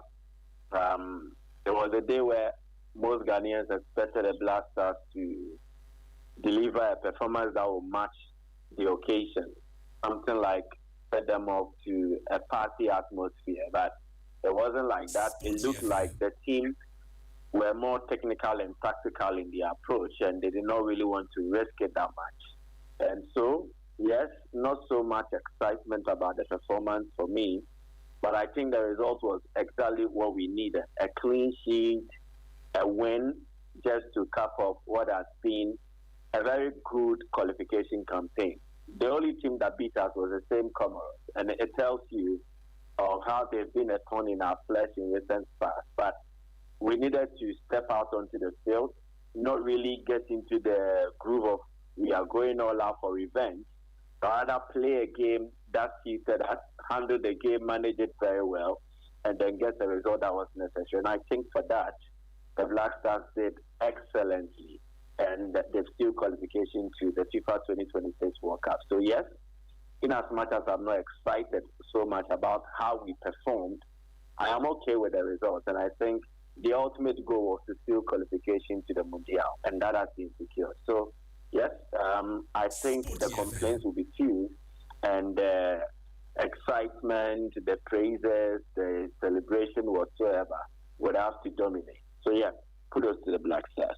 I mean, you speak about the performance, and I mean, personally, did you want like a more blockbuster performance, 3-0, 4-0, 5-0? Or you kind of imagine that Comoros would be a bit of a test? So you see, that is where the perspectives would have to be clearly defined. From the eye view of a fan, he would love a performance where the Black Stars, right from the start having a go at the Comoros players, making them feel very uncomfortable. They pour coals of heat on their fire, on their head, and that they would actually make the whole environment, the atmosphere, whatever, they make it very, very difficult for Comoros to handle. Then we also score plenty of goals, dominating this game, so that Comoros will not even have a say. That is from the fans' point of view. From the coach's point of view, is this current Black Stars in that position to wallop Comoros, beat them from scratch, beat them to pulp, make sure that there is no sense of hope, relief, or whatsoever for the Comoros team? No. I've seen Black Stars demolish Egypt 6-1 in Kumasi. That kind of Black Stars team is not exactly what this team is made of. There is a team in transition and there's a work in progress. So if we decide to go gung-ho, like you would expect in a game that we played against Egypt, definitely there will be loopholes for the opponent to also exploit. So yes, the fans will have their grievances, they will have their qualms about how we played, how we did not really give that kind of a blockbuster performance. From the technical point of view, anybody who really also assesses this team and breaks them down tactically and then technically would understand why Otuado would not want to risk it in that manner. And even how he set up yesterday with that 5-man defense, clearly it was to not really give in something. Make sure that you are defensively solid. And that was achieved yesterday. We did not concede. And then 2, make sure you are winning the game by scoring, which we scored 1 goal and it was enough to win us the game. So yes, Otuado will he will be satisfied with the result that we got. He will not be so okay with the performance that we put up. But for the average fan, the ultimate goal is in qualifying. So in as much as we did not really wallop Comoros, they will be okay, because I think in the aftermath of the game, everybody is in jubilation mode because we've qualified for the World Cup. Unless you are someone who is overly critical, who want to subject our performance to strict scrutiny, you want to break down every minute detail, and then that you have to come and raise issues about why we played a 5-back, why we had to play Seydou Alidu, why we had to walk a ball at a point in time, right from the Comoros half into the Ghana half. But I think all these things won't matter now. What we need to fixate our minds on is that we've qualified for the World Cup. Let's enjoy in the moment. Let's celebrate the occasion. And then when it's time to do all those proper analysis as to how we must improve before the World Cup, then we can box in some of these issues. So yes, I want to gloss over the performance that was not so blockbuster-like, but I think that we need to celebrate now. And maybe we can talk about that later. Okay. I mean, overall, Michael, which players stood out for you throughout the qualifying process? Match 1 to match 10, Black Stars 25 points in all. Which players stood out for you as the Black Stars got that run together? Number one would have to be Jordan Ayew. Clearly, he was that difference maker. Ghana scored 23 goals in this qualification campaign. Jordan alone was responsible for 14 of them. So on the pitch, you could actually tell with his contribution. He's an attacker, and definitely he will be measured by his goals and then his chances created. And if he was able to create 7 goals directly, if he was able to score 7 himself, it tells you of the impact that he had. It means that he had no less than 63% goal involvement of the overall goals that Ghana were able to score during this qualification process. That aside, his leadership as well. Since being made captain, he's actually led excellently, and he's really oozed up some kind of confidence and then leadership into the team, and that is brilliant. He was leading us into the World Cup qualification phase on the back of a very difficult AFCON campaign, which we did not qualify. So I was able to calm the players down, get them to believe, especially in the aftermath of that disappointing 1-1 draw away at Chad. He calmed everyone down by his demeanor, because he's somebody that the young ones will look at in the dressing room and will want to draw something from. They drew inspiration from him. He was able to inspire. And then solid. Thomas Partey would have to be number 2. Aside Jordan, he also had the second most goal involvement. And whenever he was available in the middle, it was telling for everybody to see his impact and how he made us play so well. Kudos to him. And then the third one would be Benjamin Asare. It is not any fluke that the goalkeeper keeps the post for 6 games and he keeps 5 clean sheets. His save percentage was 87.5.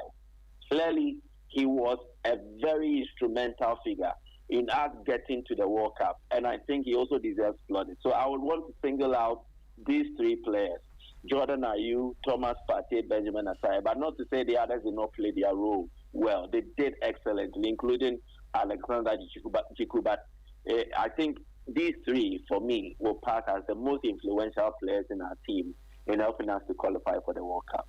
Well, I mean, I won't argue with those picks. I think that those players stood out. A lot of others also stood out. But Jordan Ayew, I mean, one of these days we'll have to sit down and talk a bit more about Jordan. I think that as captain, he's really managed to do his bit for this team in terms of his leadership style, how he's galvanized the unit, and where he wants to lead this team, and the kind of legacy he wants to leave behind as Black Stars captain. It's 8:59, listeners.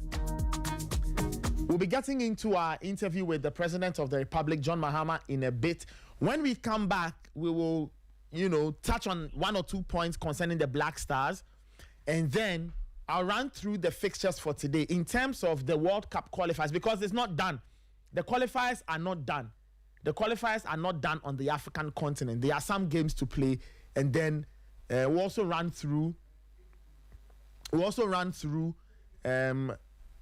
some Ghana Premier League results from yesterday. Hearts of Oak play Hearts of Lions today at the Accra Sports Stadium. That's a very important game. We'll talk about that one in a bit, or before we wrap it up at about 9:45 or so. It's a Monday morning, so Total English Football will be on after the Sporty breakfast. Your comments are welcome. 054-257-1061. I see lots of the comments coming through. We'll try and read all of them, or most of them, before we leave. Alrighty, now let's get into our interview with the President of the Republic. Our team lead, Gary Al Smith, managed to catch the President, and they had a sit down, and they touched on some very interesting things concerning sports. The Black Stars, and other very interesting topical issues concerning the domain of sports in Ghana. So here's that interview. Enjoy it, soak it in, savor it. After that, we'll be back to continue with the rest of the show. This is Sporty FM. This is the Sporty Breakfast. Let's get into our exclusive one-on-one with the President of the Republic, John Mahama. The Black Stars have qualified for the World Cup after 2006, 2010, 2014, no 2018, 2022. Yet another World Cup will see Ghana. And it means a lot of things to many people. But today we want to see and hear what it means to the first gentleman of the land. Thank you, Mr. President, for doing this interview with us. Yeah, thank you very much. And we're all happy and proud of our boys. They've done quite well to qualify. I think that the team's morale and spirit is high. A few years back, Ghanaians were a bit, dejected in the Stars, but I can see that spirit of support for the Stars coming back. The Black Stars are one of the symbols that unite us as Ghanaians, because the support for the Black Stars cuts across political party lines, it cuts across ethnic lines. And so I believe that the opportunity to go back onto the world stage and exhibit what Ghanaians can do is something that we're looking forward to. Just recently, the University of Development Studies came to me with a trophy they had won in the World University Soccer Competition, beating no mean team like Brazil. So I believe that we should take it step by step by step, and like we almost did in South Africa, be the first country to go beyond the semi-finals and into the finals of the next World Cup. But we're happy, we're proud of the boys. I want to congratulate the management team and all those who have contributed to this success. Getting to to best or better what Morocco did by getting to the semi-final will be some feats. But starting from the bottom, what does this mean to you as John Mahama, not as President of Ghana? Well, I'm not too much into football, but the Black Stars are my #1 football team. And so anytime the Black Stars are playing, I'm anxious to see them come out victorious. Sometimes it's a bit nerve-wracking to watch, especially when the goals are not coming. And so the last time I spoke with them, I asked them whether I should eat before I watch the match or eat after I watch the match. And they say I can eat after I watch the match because they're going to score. And they performed brilliantly. So to me, I'll be watching them every step of the way. And as president of this country, it is my duty to make sure that the right conditions are created for them to be able to make us proud. We've learned a lot of lessons from 2014, the last outing, that when there were so many controversies in the camp and all that. And so we're using those lessons to avoid anything like that, distracting the boys again so that they can give up their best and make Ghana proud. From your high office, Mr. President, what do you want to assure Ghanaians will be some of these measures to ensure that Brazil does not happen again? One, discipline and transparency. We believe that this campaign should be a more disciplined, campaign. Aside from that, there should be transparency. Often when decisions are made and funding is opaque and all that, it creates all kinds of rumors in the society, and then creates all kinds of misperceptions in people's minds. And so one of the things I've told the Minister of Sports and Recreation and the GFA management is that we want to be transparent in how the national soccer teams are funded so that Ghanaians understand that their resources are being used properly. And so discipline and transparency are going to be the two watchwords, in terms of the next campaign we're going to. Speaking of discipline, transparency, and campaigns, Mr. President, I'd like to know, how badly do you think Brazil and the fiasco, how badly did it dent your reputation to the extent that it affected your political fortunes? It actually dented Ghana's reputation.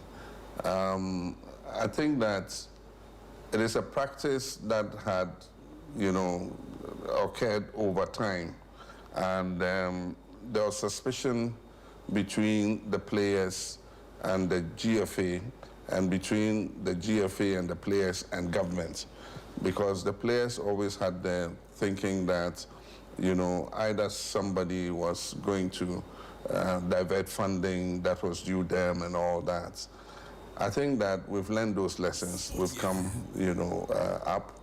I think in that particular instance, the players refused to train. Yes. And they refused to go to the pitch if they didn't see their money in fiscal cash, you know. And so in an attempt not to let them feel discouraged and not play or something like that, some decisions were taken. But all that is behind us now. Yes. We've encouraged the GFA to ensure that we're able to process the payments that are due to the players as quickly as possible. And like I said, that's why we want to be transparent. If government has given a certain amount of money, we know what the budget is. And I've said that as much as possible, we should let the public know what the budget is and what is due to every player and all that. So that before the campaign starts, government will put money into the budget. We're encouraging the private sector to join, to fund, you know, the campaign. And so we'll know how much money is there, how much is going to every player. They all have accounts now, and so we can pay the money directly into their accounts instead of carrying money fiscally and giving to them. And that's why I say the lessons of 2014 have been learned, and I believe that this will be a smoother, more disciplined, transparent campaign.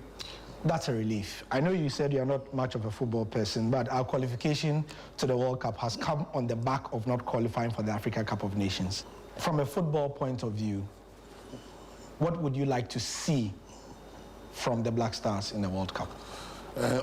When we crashed out of the AFCON, it was heart-wrenching for all Ghanaians because it was the first time in many decades that 20 years that Ghana had not gone for the AFCON. Ghana has been a permanent fixture in AFCON, and so it was quite hurtful, but I believe that the boys have made it up with qualifying for the World Cup. And so we must take it one step further in the competition itself to make Ghana proud. Like you said, we must follow in the footsteps of Morocco to go beyond the semi-final and probably, who knows, fingers crossed, bring that trophy home to make Ghana proud and make Africa proud. Mr. President, because of time, what will be your final words to Ghanaians as we go to the World? My final word to Ghanaians is that we must all rally behind the Black Stars.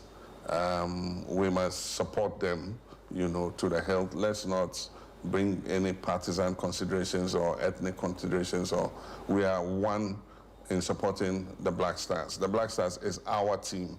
It's a team for all Ghanaians. It's our national team. And so let us support them. Let's also give the management and technical team some peace.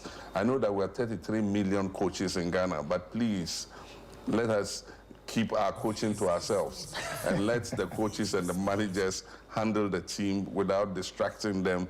There are sometimes we get so emotional, we start insulting some of the players and all that.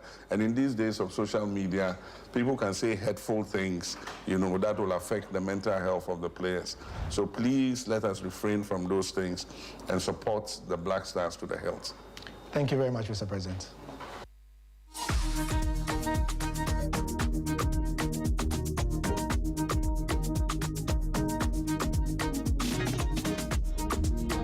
Nine minutes after 9. That was Gary Smith and the first gentleman of the land, John Mahama. Thank you so much, the presidency, for helping us do this. What are your thoughts on what you heard from the president? We'll be playing this interview all through the day, so you can drop your comments and let us know what you make of what you heard from the president.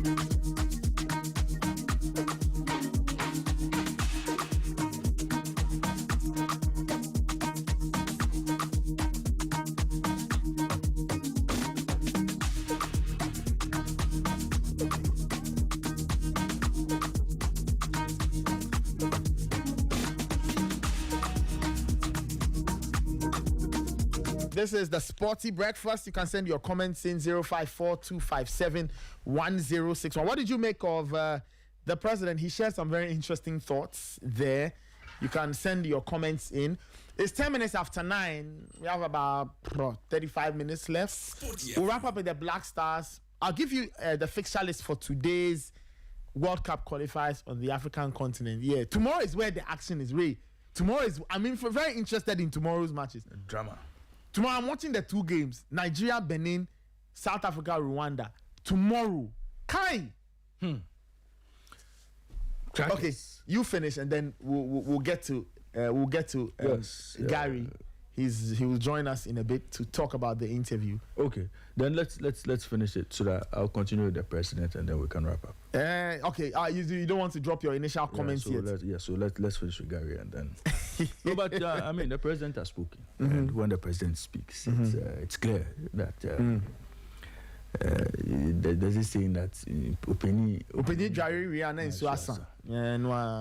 I like the part where he tells all the coaches, all the 30 million coaches to relax. They should take it easy small. They should relax and allow the system to work. Okay. I don't know which system is referring to, but Sporty FM. but it is a right call. It is the right call. I mean, sometimes we throw all sorts of things in, and then the whole system gets distracted, with a lot of negativity. Yeah. Fair criticism we would welcome, especially when we believe that certain things are not going the way it's supposed to go, or when we believe that the direction of the team may not be in the right direction. Okay, especially with regard to coaching. I think that all of those ones, fair criticism would be welcome. So yes, but sometimes we major on the minus too much. Everybody thinks that they know this player, they know that player. Call this one, I need to call this one. Everybody has a player who should make the team and one who should not make the team. All of those things. I think that it's good that the president has made this call. Look, let's pipe down. Let's chill. Let's let the handlers do what they have to do. As for what they don't do right, really. Yeah, I mean that's fair. We will point out. As you say, constructively and fairly. I like the president's speech, but the rest, I'll add the rest when we are done. Our team lead, Gary Smith, is joining us on the line. Gary, good morning. How are you doing today? Oh, I cannot seem to hear Gary.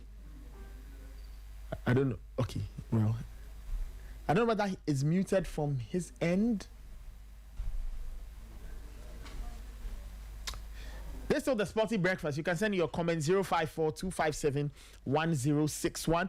You can catch Gary's interview with President Mahama on Sporty TV as well. It's also on Sporty TV. We'll be giving you that on rotation on Sporty FM all through the day. And you can catch it on YouTube as well. 054-257-1061 054-257-1061. Let's go to the line. I think Gary is joining us on the line. Gary, good morning. How are you doing? Good morning. I'm doing well, thank you. Yes. So you managed to have a sit down with the president to talk sports for 9, almost 10 minutes. Just run us through how it all came together without giving away too many things. We worked on this interview. We've been working to get this interview for at least 9 months. Wow. 9 months. Yeah, at least 9 months. Wow. Yeah. Getting president is not easy. So we are thankful that His Excellency, he's not in the country at the moment.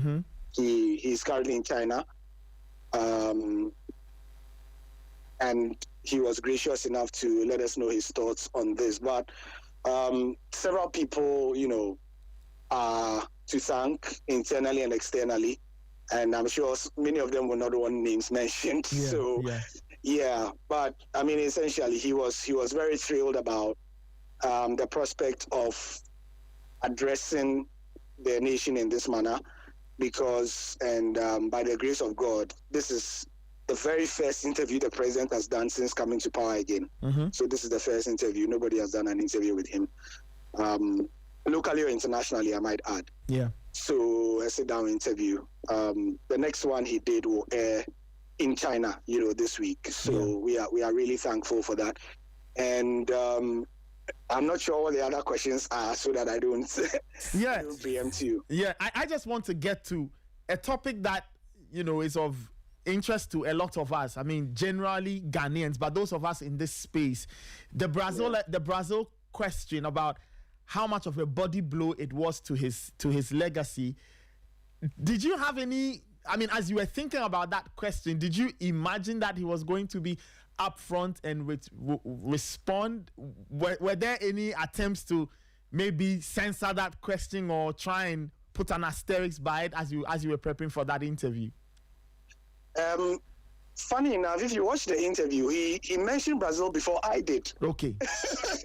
So it is clearly something that was is top of mind. You understand? Yes. Because, that's why I asked him as a follow-up, whether the way he was speaking passionately about it is why I asked him whether it dented his reputation to the extent that it hurt him. Because you know that he lost the first election. At the time, it was the biggest defeat by a sitting president in the history of our elections, if you remember. Yes. Yes, when President Akufo-Addo beat him to take power, it was the biggest defeat of a sitting president. That's why I asked him that, because he was clearly very passionate about it. So I did not think that there would be any censorship, because, I mean, obviously, as you may know, when you are going to have interviews like that, I didn't give him the specific questions, but I was asked to give him the areas. As when we're in school, they will say, the lecturer will say, these are the areas, but he won't tell you exactly what is coming. So I think he prepared, knowing that this Gary Smith boy, he go ask me about me, so make a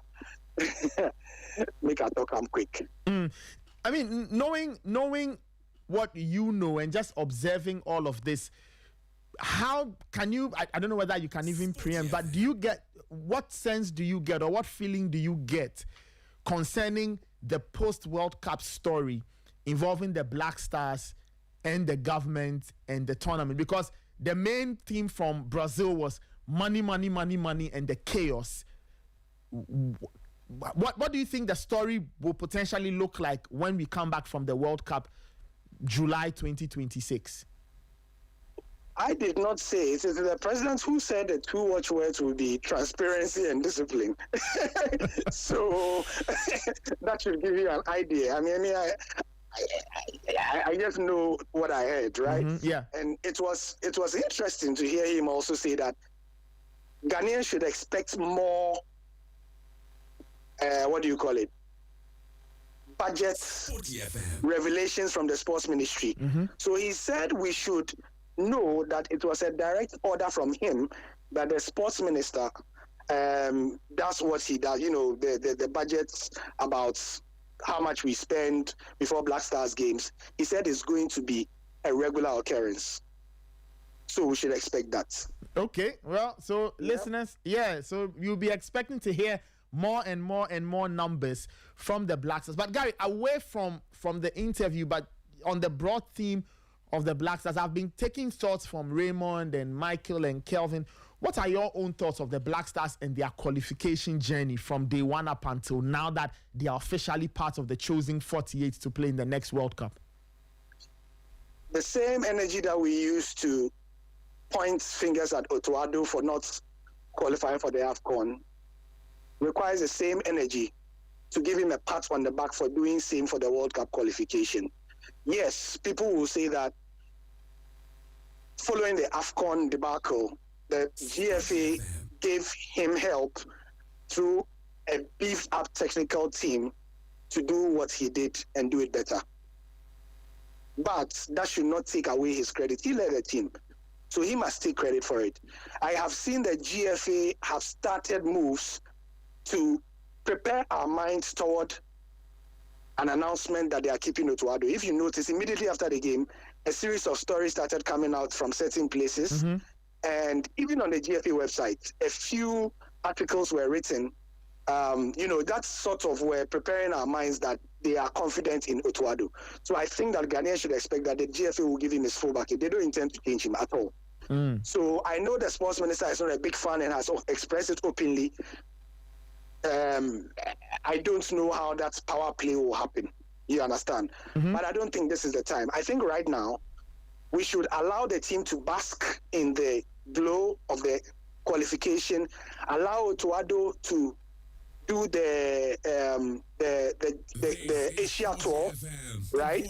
That is coming next month in November. Mm-hmm. Then after that, we have a lengthier period of no matches. If they want to take any decision, then they take. My view is that I am not a fan of Otto's coaching. I mean, that everybody knows, because even yesterday there were things that I saw. Mm-hmm. However, I think that it will be too brutal and drastic. Having spoken to a few of the people around the Black Stars, yes, they know he has deficiencies. However, just like I said that, the players did not really trust Atizigi, but for some reason they trust Benasari. Mm-hmm. What I'm hearing from the players is that they trust Otuado. I see. So I don't know why. I mean, and you see, the most important people are the players and the people around the state. They feel like he has grown. They can see his growth, and they see that the people around him are helping him grow better. So even though Gary, I'm not a big fan, I think what is best is for the team. What is best for the team is what we should pursue. So that's just my 2 cents. I see. Interesting stuff. Finally, who have been your standouts from the Black Stars squad all through this qualifying journey? Oh, Jiku up there, Thomas Partey up there, I think. Jiku up there, Thomas Partey up there, throughout the entirety of the qualifiers. Then maybe I bring in Mo Kudus, as well. But just definitely, if I was to take a standout, I think Jiku will be one of my standout players. Jiku, Thomas Partey, and sorry, please, this is in no particular order. Yeah. And please, Jordan Ayew.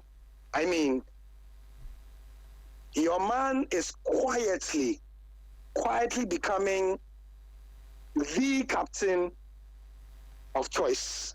No noise, no headlines, just does the business and just leads the team. As somebody said yesterday in the Black Stars camp, no coca. Yeah. I mean, we know. After Stephen Appiah, he's been coca after coca. Even Otuado said it, right? At the press conference. Yeah, he did. Yeah, it was Sicho who asked him, what does he think has accounted for the smooth World Cup qualification? And he said, one of the key things is that there has been no noise around the captaincy of the Black Stars. He said it. He said it. So, Nathan. Anyway. That's it. That's really it. I'm sure one of these days we need to sit down and maybe do a full breakdown, right, of this journey, pick out a few things and think about what the team must do ahead of the World Cup, because there's a lot of work that must be done to get this team ready. But Gary, thank you so much. Congrats on nailing the interview. Wonderful stuff. It's great that Sporty FM got to speak with the first gentleman and you led that charge. So massive thumbs up to you and the team. I'm sure we'll speak again soon. Enjoy the day. Yes, sir. All right. Thank you so much. Okay. And thank you to the team. Thank you to the team as well for helping us put together. Wonderful. Gary, take care then. All right, so that's Gary Smith, our team lead here at Sporty FM. He had the chance to sit with the President of the Republic. The President gave his own thoughts on the national team and all of that. You can send your comments to 054-257-1061. 054-257-1061. Equally, you can also let me know who your standout players have been from the Black Stars team concerning the entire World Cup qualification run. Which players stood out for you, right? I can mention a name or 2 or 3 names. I'd love to hear what you have got to say. Raymond Yamado is still here. Raymond. Yeah. We are back. Yeah, so Nathan, like I was saying, qualification is in the bag. Yeah. Some of us, we believe that the proper forum for us to evaluate this team and know where they are in terms of their competitive edge would have been the AFCON. Yeah, that I agree with you. In the absence of that, we'll be playing friendly games. Friendly games never challenge you to that level of competitiveness. Sporty FM. Friendly games, most of the time, are not played in a very competitive sport. Yeah. Coaches are trying to figure out which players can do what job. Coaches are always trying to see what each player would bring to the table in the absence of player B or player A. All of those things happen, okay? And so, I don't know how best the preparation would go for the Stars in terms of competitiveness or seeing that side of the team against stiffer opposition. Because this AFCON, maybe if we had qualified and possibly progressed out of the group stage, you'd meet some of our peers. Yeah. The Ivory Coast, the Nigerians, the Malis, again, possibly new look Mali at the tournament. You are looking at South Africa. You are possibly looking at Cameroon, Egypt, Morocco, Algeria. These are teams that would properly show your national team the level at which they are. Unfortunately, we won't be there. It's a huge opportunity missed. It's a huge opportunity missed because Charlie, the competition setting, absolutely, the competition environment, and there are players in this team who don't have that. Who would need that experience, So it's a huge opportunity missed, and and I agree with Gary. Of course, you would give Otoado his flowers, but again, he's left us in a position where we don't know him. We don't know what he can do at that level anymore. The first championship, he played 2 matches, he qualified. He didn't win any of those games anyway, technically. He went to the World Cup, he picked 3 points. How he played, you and I were not happy. Not too many Ghanaians were satisfied with his performance. He himself, after that tournament, decided not to continue. We had our own issues. Qualifying to the next AFCON wasn't a challenge. We got there. We didn't do well. We got kicked out. We were hoping to get to the next AFCON. Unfortunately, we couldn't. Something, if you put the Black Stars in a group with Sudan, Niger, and Angola, if the Black Stars fail to qualify, clearly it's a huge drop in level. Because these are teams you should comfortably beat. What was Angola in the World Cup qualifiers? All over the place. No, you understand. Angola were even struggling in their last game against... Was it Libya? No, it wasn't Libya. It was Cape Verde that played Libya. Angola were struggling in their last game against... Angola were in Cape Verde's group. Yes, but they struggled against a team. When they had to come from 2 goals down to draw. I think it was Eswatini. Angola struggled against a team like Eswatini. And really, to think that Angola came here and beat us and picked points off us back home, it's difficult to understand how we didn't qualify for the AFCON. But as we should have done with the AFCON that we didn't do, we now realize that we were bigger than a lot of these teams we were coming up against. Properly a change in mentality, possibly a change in mentality, a few changes technically help the team get to the World Cup. But really, Nathan, there's no way we shouldn't have or we couldn't have qualified to the World Cup. Yeah, you're right. We clearly messed up with the AFCON qualification. When it should have been easy for us against Niger. And I remember Kurt, he said, Niger, Nathan, Niger. So we made up for not qualifying to the AFCON. But now, Nathan, it would hurt us a bit more. Egypt are going to see their level at the AFCON. Ivory Coast, if they qualify, are going to see their level.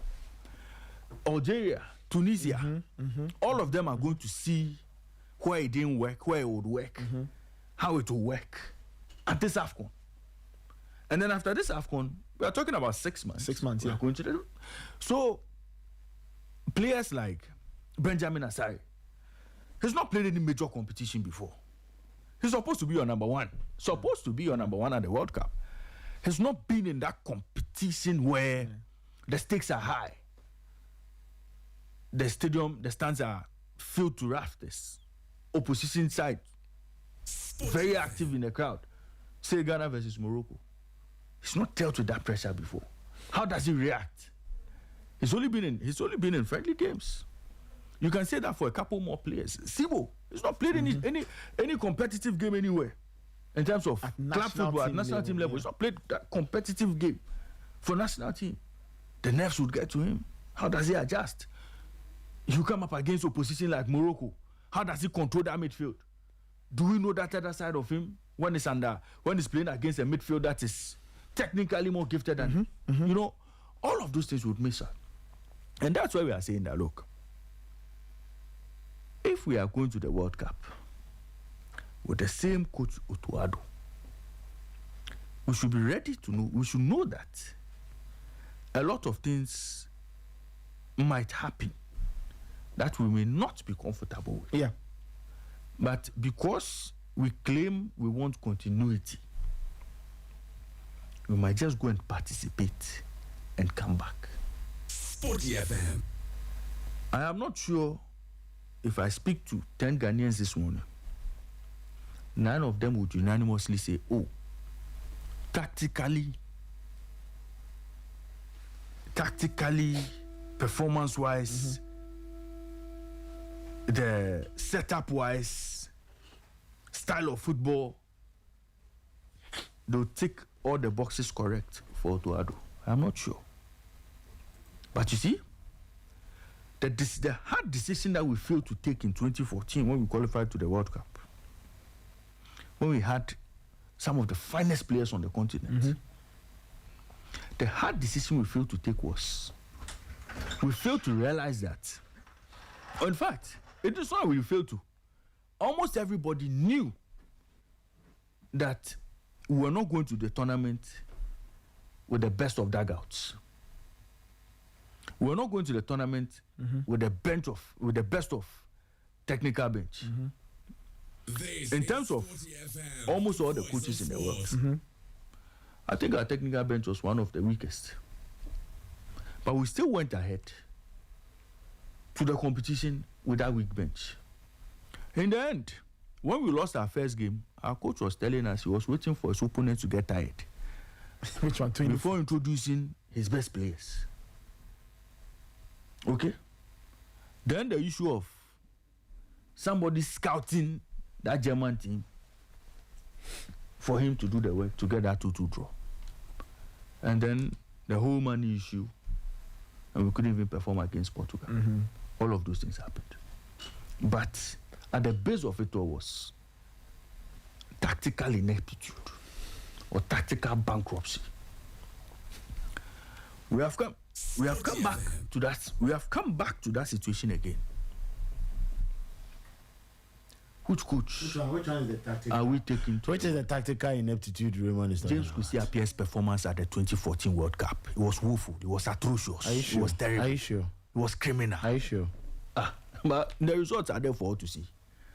In fact, he remains Ghana's worst performer at the World Cup, picking 1 point from possible 9. Even that 1 point, Otuado is splitting it with him. 50-50. How is Otuado? But they said Otuado scouted the German team. They said. They said even before the match, it was Otuado who was in the dressing room showing the players. This is Lam. This is how he plays. This is goalkeeper. If he plays to the left, he can't catch. That happens. It happens in every team. Oh, Nathan. Otuado came and said, look, in the midfield, this is how they play. Then Mr. Clean, the defender, this is weak point. This, that. Nathan, so you play like this. You play like this. You pass here when the ball is coming. When the ball is coming, you bring your head there. Nathan, they said Otuado taught the boys in the dressing room. So even that 1 point, 0.5, 0.5. So, Nathan, we cannot repeat the same mistake. I hear people saying, Otto is the first coach to qualify Ghana to back-to-back World Cup. This is true. Matter of fact. Yes. But Nathan, which other coach in the history of Ghana has had 2 shots at World Cup qualification? Which coach? Nobody asked them to leave. No, I'm saying that. No, so they either left or were sacked. So you are saying that circumstances helped. Okay, I mean, no circumstances have helped. No problem. You know, circumstances have helped. It wasn't circumstances that helped them to qualify for their first. Yeah. Huh? It was the same circumstances that helped them to also qualify for their first World Cup. So I'm saying that. Look, at this point, we know what the Achilles heel of the team is. It is the bench. We know. That's why we are saying that. Look, if we are going to the World Cup to participate, and this time around, there's round of 32 before round of 16. Before there's the quarterfinals. first round, then there's that, and that, and that. And the first round, you see, we are going to have a very long World Cup. And a lot of us want to see Ghana stay in the competition for long. There's absolutely nothing wrong with having a coach qualify a team and saying that, well, this coach needs quite a lot to compete at that level. And so, let's move him aside and bring in a new coach who may have the capacity or who may have the CV or may have the balls to be able to manage the team across the knockout phases. Look, when we went to AFCON, let me digress a bit. When we were going to the women's AFCON, Nora left the team after qualifying. Yes. She left. Yeah. And we're lamenting, hey, Nora has left. Oh, these girls, they grew to adapt to the way she plays. She was one of the best coaches we've ever had, the women's game. And we told the people that, look. Some of us told you that. Nora was not our best foot. Nora was not our best bet. Because she was beating Mole sides. 7-0, 10-0, 8-0, and co. So, Nora was not the she that we thought she was. We went in, and then I think it was 3 months to the tournament, or 4 months to the tournament. Yeah. We want to bring your good friend, Mr. Björgren. When Björgren came in, his CV alone, his body of work in the women's game alone gave us confidence that, look, Björgren can do the job. But you didn't think he could do the job. I said Björgren was an upgrade on Nora.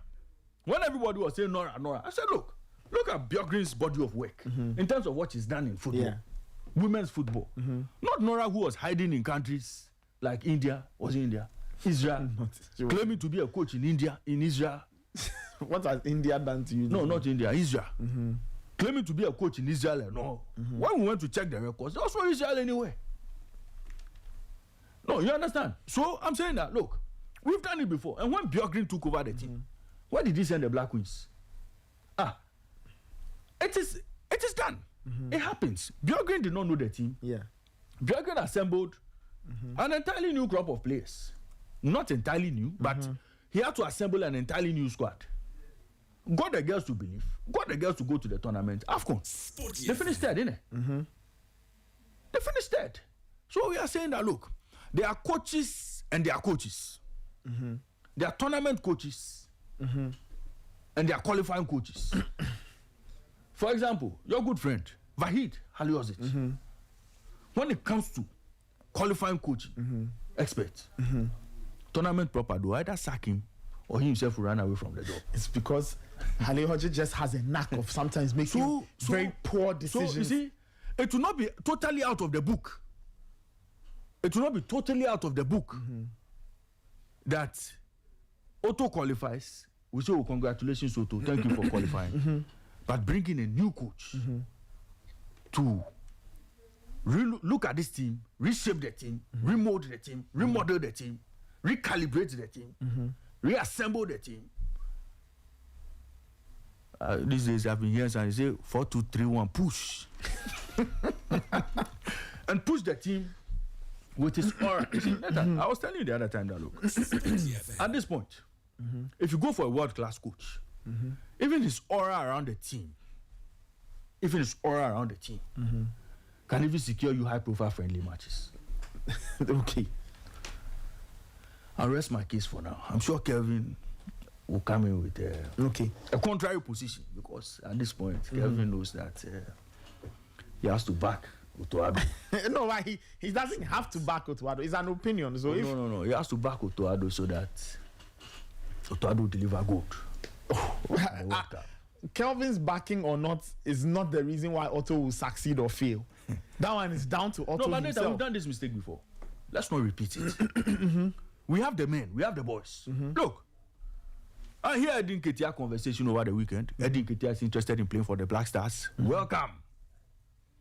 I hear my good friend Hudson Odoi is also interested in joining the Black Stars. Wonderful. Welcome.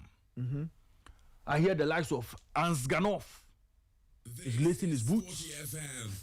And that player that the FA brought to come and dance for the team. His only contribution when he joined the Blasters camp was to come and dance at Akon. Collected our per diem. We bought business class tickets for him. He enjoyed on the flights. We paid him winning bonus. He collected. How did we pay him winning bonus? We gave him food. We gave him breakfast, lunch, supper at Alisa for free. He went to Chad and collected that breakfast, lunch, supper for free and chopped when he was not eligible to play for Ghana. At Akon. I'm hoping by the time we are going to the World Cup, he'll be ready. In fact, sports minister, if he's owed any outstandings, don't give him. He was not eligible to play for us. They called him to come and play. The person who did the call-up removed that money from his money. Nathan, I'm saying that all these players will be available. The pool is wide. Sporty FM. All these players will come and play. So you need a coach who has a certain level, a certain experience at this stage. Because a lot of the players at this stage, they need that coach with the X factor to even give them the confidence that, look, guys, you can do this job. You know why Netherlands, when they struggle a bit, they go to Louis van Gaal. Right. Netherlands. Right. Kevin, I lie. Netherlands. When they struggle, they quickly run to Louis van Gaal. Louis van Gaal is retired. No, I'm saying that. Oh, but come on. We've seen him at World Cups. Did you expect to see him at the last World Cup? Last World Cup, 2022. 2022. No. I didn't expect to see him. Before we realized, Netherlands had gone for Louis van Gaal, and they did well. You see, there are coaches who come in and straight away they know what to do. No matter Makwe. Yeah. At this point, we are going to do matter Makwe with our coach who has a coach. With our coach who has we've assembled a very expensive backroom staff. Okay, yesterday, all of us saw it. You could see the assistant coach. Charlie? Desmond. Yeah, he had all sorts of gadgets around him like an FBI agent. All sorts of gadgets. Wires all over his ear. All over his neck. Wires. Kevin, I lied. Did you see the picture? Or you didn't see? You had the stadium. Desmond. Yes. He had all sorts of wires. I saw just one. Kevin. One communication device. Kevin. And then his tablet. Kevin. Oh no, those were we saw all sorts of gadgets. Two I saw. We saw all sorts of gadgets. He had all only sorts of one gadgets. I saw him with his tablet too. Only one. Even the earpiece, I struggled to hear it. I only saw the tablet. You did. I saw. I'm telling you what I saw. Show us. It's all right. Show us. You show us. Nathan, we saw. Give us evidence. How many devices we did saw you see? assistant coach with all sorts of gadgets. What all sort of why? Some of them hearing aid. Some of. Is he a director in a TV van? I'm saying that. Look, we've had to do all this. We've had to do all this just to go and beat Chad, Central African Republic. No. Nathan, these are serious matters. To go and beat Comoros. But the other countries who are winning their games, they don't have assistants. Nathan, they have assistants. you see, Nathan, I'm saying that after our AFCON disaster, we had to assemble an expensive technical team to coach our coach to coach his players. We are going to the World Cup with this same arrangement. A coach to coach. And I'm telling you, look, if we feel Otuado is the man to lead us to the World Cup and deliver round of 32, round of 16 quarterfinals, fine.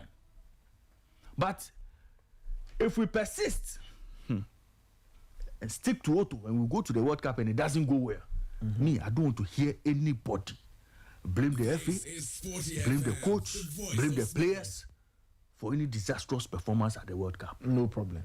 We will accept it and we'll move on. And Otto will become the perpetual coach of the Black Stars. He will not go anywhere. How do you mean he won't go anywhere? That's what? He will become the next Aliou Cisse. Anyway, it's 9:45. We'll wrap it up. Kelvin, do you have any quick comments before we sign out? I see Yvonne is ready. I don't think there should be any more issues. We just hope that going from this, all the players who are playing well, they should keep up with their good form. All the players who want to be part of this team, they should keep up playing well. We have other friendlies that will be coming up. And some of the players should know that the fact that they qualify the team does not mean that they are going to be part of it. Jerry Fee had been part of this team until the last qualifier. Yeah. between now and the next World Cup, will happen. Everybody's playing for their spot. Any player could go, any player could be dropped. So let's not get to that point where they will come and say this, that. To the caller who called and then he was saying Benjamin Asari's picture is not on. It can happen. 2006, we knew the goalkeepers who were in post, Jojo, Samir J. When we got to the World Cup, who was in the post? It was Richard Kingston. So they should get to understand that the fact that you have qualified the team doesn't mean that you will be there. Thank you. So it can happen at any point in time. And they should know that when it gets there, they should understand that some players' form have dropped. Now, as it stands now, if Eddie Nketiah, Hudson Odoi decide to come, they are coming. Which they, just like Raymond is saying, they have agreed to come because World Cup na bing. Yes, why not? Nketiah at the age of 26 cannot wait till 30 because England won't call him. Hudson Odoi knows that they are not going to call him. But the Ghana boys, they are Ghanaians who come and we'll so they are Ghanaians. Obi Kevin Prince Boateng came to play for us. Inaki Williams, Hans Edusape Otuado and the likes were born in Germany and all that. They came to play for us. Yes, so if these guys are going to, we've seen them come enjoy themselves in Ghana here. Yes. And we want quality because we are going to play with quality in the world. We want quality coach. Exactly. So Otuado, please quicken up. We don't want any haram ball like you tried to do yesterday. Tinko. Nathan, we just wait and see what will happen. The likes of Kudus Party and everyone. We wish them the very best. But November is coming. There is also going to be another test for new players. Otto says there is a pool. It doesn't mean that pool is going to be constant. It continues to change. Sibo wasn't part of the pool. You remember? When we said, I think was it Shadow or someone else? One of these guys. I think one of these guys. They will make one of these people from the FA Communication. You people sit on radio, Sibo, then player or no one. That is the mainstay now in the team. So at times they should also calm down for Jesus because we also know how to watch and then some of our statements make very good impact. So that's all. We are wrapping up. We are wrapping up. Let me go to Asai. No, take your time. No, Michael. Wait. You see, when they go on with this Sibo matter, Sibo has only played against two teams that are ranked lower than Ghana in the rankings. Really, nobody is going. We are only saying that he played. There's something there. There is a player. I don't mind him. Give us a word with the final. Michael, you get the final minute. Michael, you get the final minutes and then we wrap it up. I don't know why Raymond is at this again. Honestly, I thought we dealt with that matter last week. I don't know why. Don't mind him. He don't mind. It's just one of those things. For his information, Vahid Ali Ozet qualified Algeria to the World Cup in 2014. He took them there. It was only 3 out of 4 that he did not take them there, and those were because of his own doing. I said it's strange decisions with players. I said Vahid is an expert at qualifying. That is the category I put him in. Expert at qualifying. He qualified Ivory Coast. Raymond, he qualified Ivory Coast for the World Cup. He came to the AFCON. He disappointed. Algeria kicked them out. It was then that the Ivorian FA sacked him. Again, Morocco, there were disagreements between himself and Fauzi Legja because they wanted him to include players like Hakim Ziyech, who he had ostracized from the side. He said no. Then they had to dispense with him and bring on board Walid Regragui. Again, for Japan, he clashed with the Japanese media. And then they felt he was anti-Japanese football culture. So they had to sack him. So it wasn't like he just qualified them and they decided to move him on. No, his own discretions affected him. And you have to understand that. I don't see how that factors into Otuado taking us to the World Cup or not. I think last week we discussed this, and I told you point blank, what needs to improve is our level of coaching. I don't think we need to change the entire coaching setup or we need to change the head coach. No. Okay. We only improve it. And maybe you can take a cue from the president of the land, the first gentleman. In the interview, he said, allow the coaches and the management team the peace of mind to work. So, Raymond, this campaign, I don't know. If don't mind. Love is your client, he won't come. Don't mind him. He's not coming anywhere. Don't mind him. He's just pulling Otoado's legs and pulling our legs. He has what? I think Raymond said he was also the rep for Luis Enrique, or is he bringing Luis Enrique to the Black? No. You see, rounds of Raymond's picks for the Black Stars coaching job, those ones are set. He hasn't added Enrique.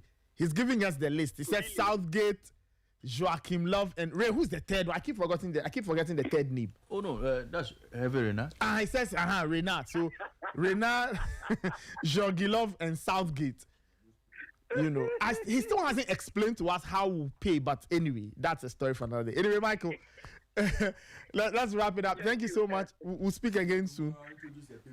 You introduce a payment plan, no problem. Now, but listeners, that's how I wrap it up this morning on the Sporty Breakfast. House of Oak versus Hearts of Lions later today. Tomorrow we'll give more attention to the Ghana Premier League. Before we leave though, MTN's free after one extra is here. Now you get to talk for 1 whole hour interrupted while you pay for the first minute of every 10 minutes, which means for every 10 minutes you talk within the hour, you pay for the first minute. So it's great. You can talk to all your parties and everything. All you need to do is dial *550# and follow the prompt *550# and you are good to go. That's how I wrap it up this morning on the Sporty Breakfast. My name is Nathan Kwa. I did this with Raymond Yamado, Michael Asari-Bredu, and Kelvin Owusu-Ansah. Many shouts to my production team, Abigail Immortal, Emmanuel Ayamga and Fly. Many shouts to my DJ Fidelis, Nana Kwame Labi. Many shouts to you as well. Shout outs to the technical team and Gary Al Smith. Shout outs to you, our listeners. It's a Monday. You can, have a drink, on the Black Stars tab. Enjoy the day. Total English Football is on. Enjoy the rest of your day. Stay safe, take care, and we will catch you